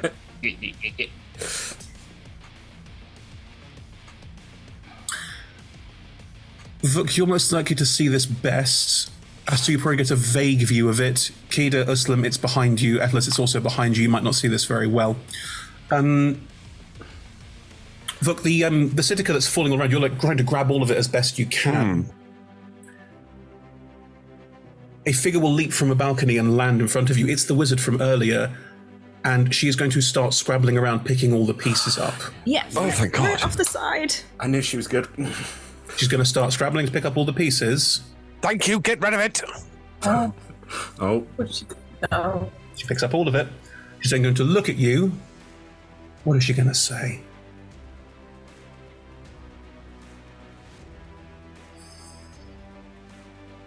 What she's going to say is, I didn't want this. And is then going to teleport away. Oh God, she's going to die. Yeah, a little bit. Well, she's already dead. She's going to die again. She's going to vaporize. She's going to ghost. Maybe she could teleport straight to the dock. Is that going to ignite the rest of because of the magic? No. She's on the street. Right, yeah. Okay, so... No. Oh, no. What's the range on Misty Step? It's 60 feet, not 30. Right. Is it 30 or 60? I can't... You go 30. You go 30. Yeah. Okay. You 30, yeah. So they're like near me, or is that they went up? Up. Okay. Ed, make me another dex save. I'm sorry, that's all I'm asking of you today. No, that's fine. Just so long as... 19! The dice want Vuk to live. Astonishing dex... Yeah. Astonishing dex saves. Kieran Uslam, you travelled far enough. Atlas, you travelled far enough. Asta, you're inside a building. From behind you, there is a horrific... I'd say it's an explosion, but it's not so much an explosion as an implosion. Yeah. Where in the air, 30 feet above you, you briefly see her reappear, and then there's a greenish energy spark out that stops at an almost perfect spheroid and then pulls itself back in again. And as it does, you feel a tug and a pull to be drawn back into this center point, which you want.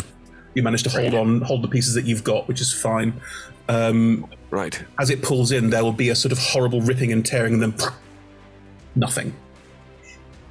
Okay. The buildings around the outside, the bridges, where it was impacted by this explosion, the explosion blew it out, and then all of the debris was pulled in. There are divots in the sides of the walls, sides of the street. There's whole bridges sucked in. There are no people around, thank God, thanks to Keita's work.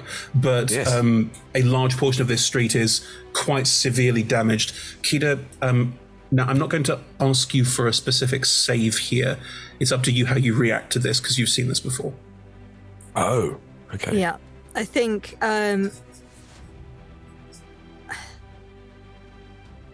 soon as the sound happens, because if it's behind us, yeah. As soon as the sound happens, Uhlen, in your arms, you can just feel her just incredibly tense up. I pull you in as close as I can. I'm trying to shield you from it as best. Because I assume it's going to explode and hit us, so I'm trying to shield her with my body. Totally fairly, but luckily you're far enough away, and it's only a very small version of this. Actually, I'll go so far as to say, if we're not too high, my wings come round. Great. And cradle us. Totally fine. Yeah. Amazing. Yeah. Cool. That is what happens.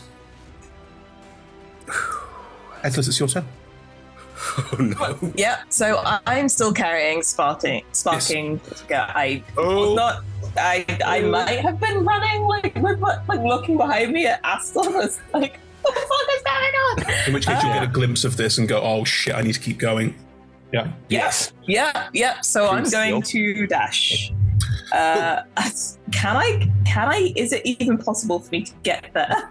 If you dash, you run forward and turn a corner, and you can see what looks like a standard. You've seen docks. Have you seen docks? Like shipping docks? Has Atlas seen shipping docks? Yeah, we came into one. We came into one with our ship. Yeah, assumedly. Yeah. Similar to that, but less of the sort of like cradles to hold things. Like, this is much more of an open dock. You see there are some ships tethered and berthed here, but it's just a large wooden platform that extends out into the open sky. If you dash around the corner, there are still some people here. You're a bit far away. Like, people have heard something's happening in the alleyway. They've just heard the explosion, though very few will have experienced this. So if you run out, there's quite a few people out there, but there's a big wooden dock. You can sprint down and start hurling things out into the open if you wish. Yeah. So can that be my object interaction, or does that have to be an action? Because my dash, I can go 70 feet, and then I'd literally just be like yeeting the bag as far as possible. Well, you've got a bag and you've got all the spare ones. Are you doing a sort of like athletic, I throw it as far as I can, just like sort of, fuck it, just like pouring it out over the side? That's brilliant. So I ideally want to get it away and down, but at an angle. Okay. Do you want to roll me? Do you have a specific action you want to take? Because you can't dash as a bonus, can you? No, I can't. I'd have to. So this would have to be like a bonus action, or just roll me an athletics check. Just roll me an athletics check. Let's see how well you throw things off the side. I'm not athletic. Sorry, throwing is a strength-based thing. I cannot. So I love the idea that there can soon be an action, which is yeet. Is there no way that I can use my speed and momentum just to, like... Do you want to roll me a dex save not to fall off the edge as you basically run it off and then hang on? Fine, yes. Be aware of the consequences, though. That is a 13, but my dex save is +7, so that is a 20, not that. Okay, I'm going to do some narration here. Tell me if you don't like it and we can change it. You run towards the edge going, this is all really heavy. I'm not going to be able to yeet it very far. And you realize the best thing to do is just to run it off the edge and then spin and grab onto the side, which you do as it all falls away from you like beautiful green sparking rain. Yes. As you turn and grab on, as it all goes flying down into the air below you. That would be awesome. Obviously, this isn't, in terms of turns, this makes no sense at all. But because I like the visual, as you do from beneath you get these like faint, these same things, like these horrible tear rips, and then like small explosions being drawn in again to nothing, like holes being created in reality, and then like fireworks underneath you as you throw it away, because it's just action movies. Oh my god. Well done, team. Yes. That was amazing. Book is still holding a few. What? What? Oh, Yeah. shit. The lady picked up some. He caught half. You said she picked up all of it. No, half. He All caught that was about left. half. All that was left that I hadn't already caught. So I'm still on my back with not very many hit points with this sparking stuff. I'm imagining you more on your front, like it's underneath you, so maybe the explosion didn't catch it because the dex save was quite high. No, absolutely, yes, because absolutely, it'll be the thing of trying to land on the grenade. Oh Lord, right. Keita. Yes. I'm. I'm gonna roll a con saving throw. Actually, That's fine. One of the walls that has been affected is your house's wall. No. Oh no. Close enough. okay. That was a 21. Nice. Just because enthrall stops if you can no longer speak. Just wanted to check. Yeah. I think she has a moment, but then rallies herself and is still like, did we get everyone? Is everyone away? Skies sees the hole in the wall. Yep. Uhlen, can I see anything from here where we are up in the air? Can I see of my house? The house is basically fine. One of the walls, basically the outer wall that heads onto the street. Some of the floors below have had a bite taken out of them, but your family's flat is fine. Yeah, I mean they should be fine from it anyway. Oh, but it's not. Just there. The wall hasn't been blown out. Like a couple of floors down has lost the porch. Oh no! Best bit of any house. Everyone loves a porch. I think she's going to take all of this in and then realize, Vuk, how high did we fly?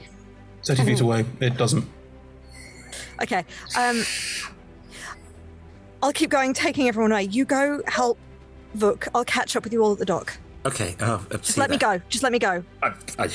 Not from the air, but sort of let her go. You fall the feet and you're fine. I know how to tuck and roll. Yeah. There's a cool. Oh no, you said it now. Dex save, please. Don't do. That's not fair at all. Look, if you just say I'm fine, then I can go. You're fine. You say I do a cool tuck and roll. You have to roll a Dex save. I'm sorry. These are the rules. 13. Yeah, you're fine. Slight twist on the ankle, but you're fine. Doesn't look quite as cool as you wanted it to, but that's not really on the top of your mind right now. I've done cool sick flips before that no one's seen. It's fine. You land and run, simply drawing the crowd with you away. Yeah, I'm just going to use my action to dash Totally and keep fine. running. Yeah. Still carrying the head, or? Yep, still carrying that. I'll take you back to them in a minute, sorry. As long as I'm not being blown up, I'm totally fine with it. What's your name, by the way? Can we get to that later? No. It's fine. You have to be polite at all times. Aslam. Hello. Right, maybe I'm going to do a Tony Stark. I'm going to go back and try and... Don't forget, you only have 30 feet of movement. You can dash, and if it lets you have the bits, you can fly up. Yeah. You can throw them in the air. Wow, the fireworks below and above. This is going to be perfect.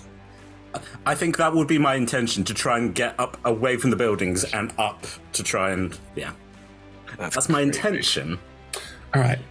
Can you remember the D&D rules on how far you can throw things?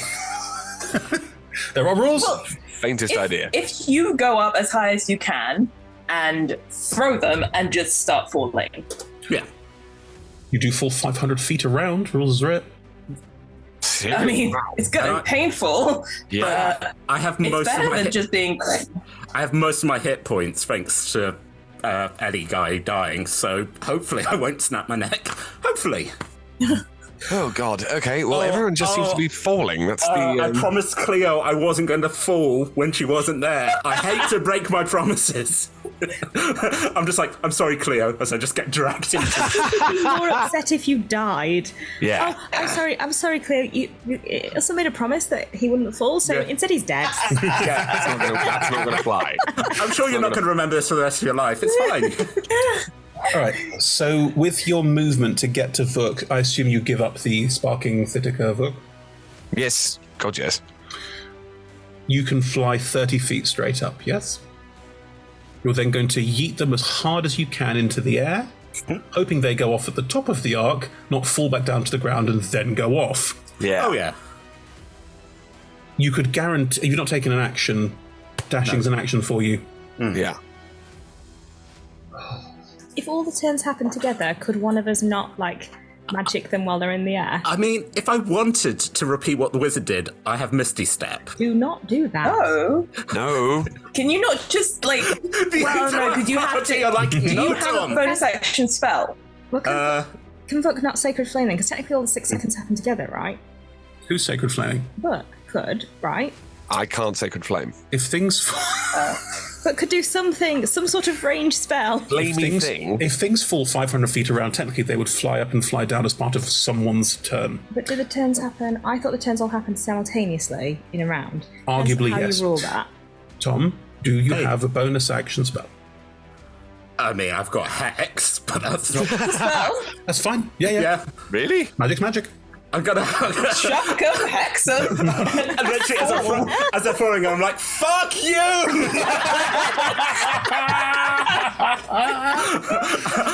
You're bad at wisdom. Okay. That's a good point. Could we possibly retcon that as Kida asked us to let him go, I'd give him a Bardic Inspiration as my bonus action? Yeah, sure. I don't know what you're going to use it for, but okay. Well, exactly. Hey, it's good to have in the back pocket. I agree, yeah. Death save? I mean... Okay. Okay, explain this, Chris. I'm sorry we run over, chat, but it was worth it. Right. 30 feet, straight down to where Vuk is, flying. Do a flyby, grab hold of the remaining 4 pieces, and fly straight up and throw them straight up, using the momentum of your flight and your... What's your strength score? Oh, it's 11. Oh, you bumped it up, No, didn't it's you? 10. Flat 10. Flat 10. Yeah. Roll me a strength... roll me an athletics check, just see how far you throw them. Oh, my baby boy. Pop it. It's a 7.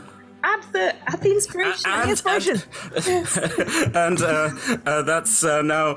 Oh, God, that's now 8, 9, 10. That's a 12. Fine. You throw them up. High enough up that they're above the top of the alleyway, thus they're not going to destroy any more of Kida's parents' house. Yes. My God. And as they go, you hex them, and as you hex them, you in slow motion shout "fuck you" at them. Fuck you! Highly appropriate. I will just roll. I mean, the chance of them not blowing up now is real low, but I will just roll. Yeah. Okay. And the high enough off, as discussed, they're enough above everyone that there's no dex saves required. Again, these 4 strange pop explosions that again get pulled into themselves. The explosions appear to pull themselves in as well a little bit, and then it's a horrible tear as they phase out of everything. And yeah. I just like, oh no! Just having a moment, like, well, that's death. That's just. Oh, I am still a bit too close for my liking for that. But I'm like, oh, back I go. Tom, you can roll it for yourself. Roll me 3d6. Okay, dokie.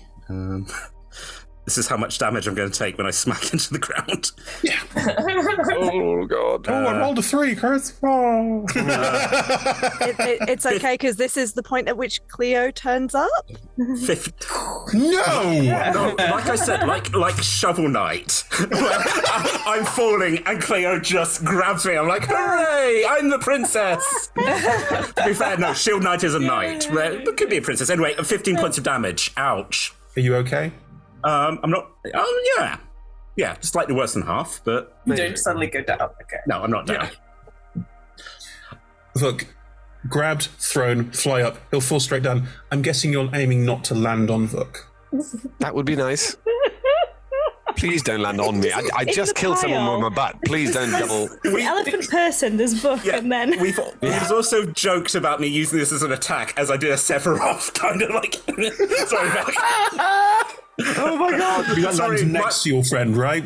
My warlock patron hates your god. Yeah, I land next to Vuk with a crunch. Well, there's a crunch as there's a falling bat just... Hello again. It's insect. So I'm a butterfly. Lands right next to you. Asta slumped in a warehouse full of remaining silica that is not sparking.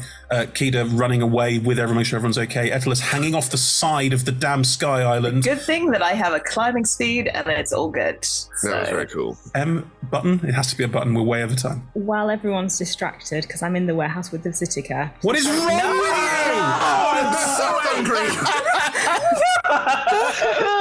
I'm going to put some inside the secret compartment in my hat.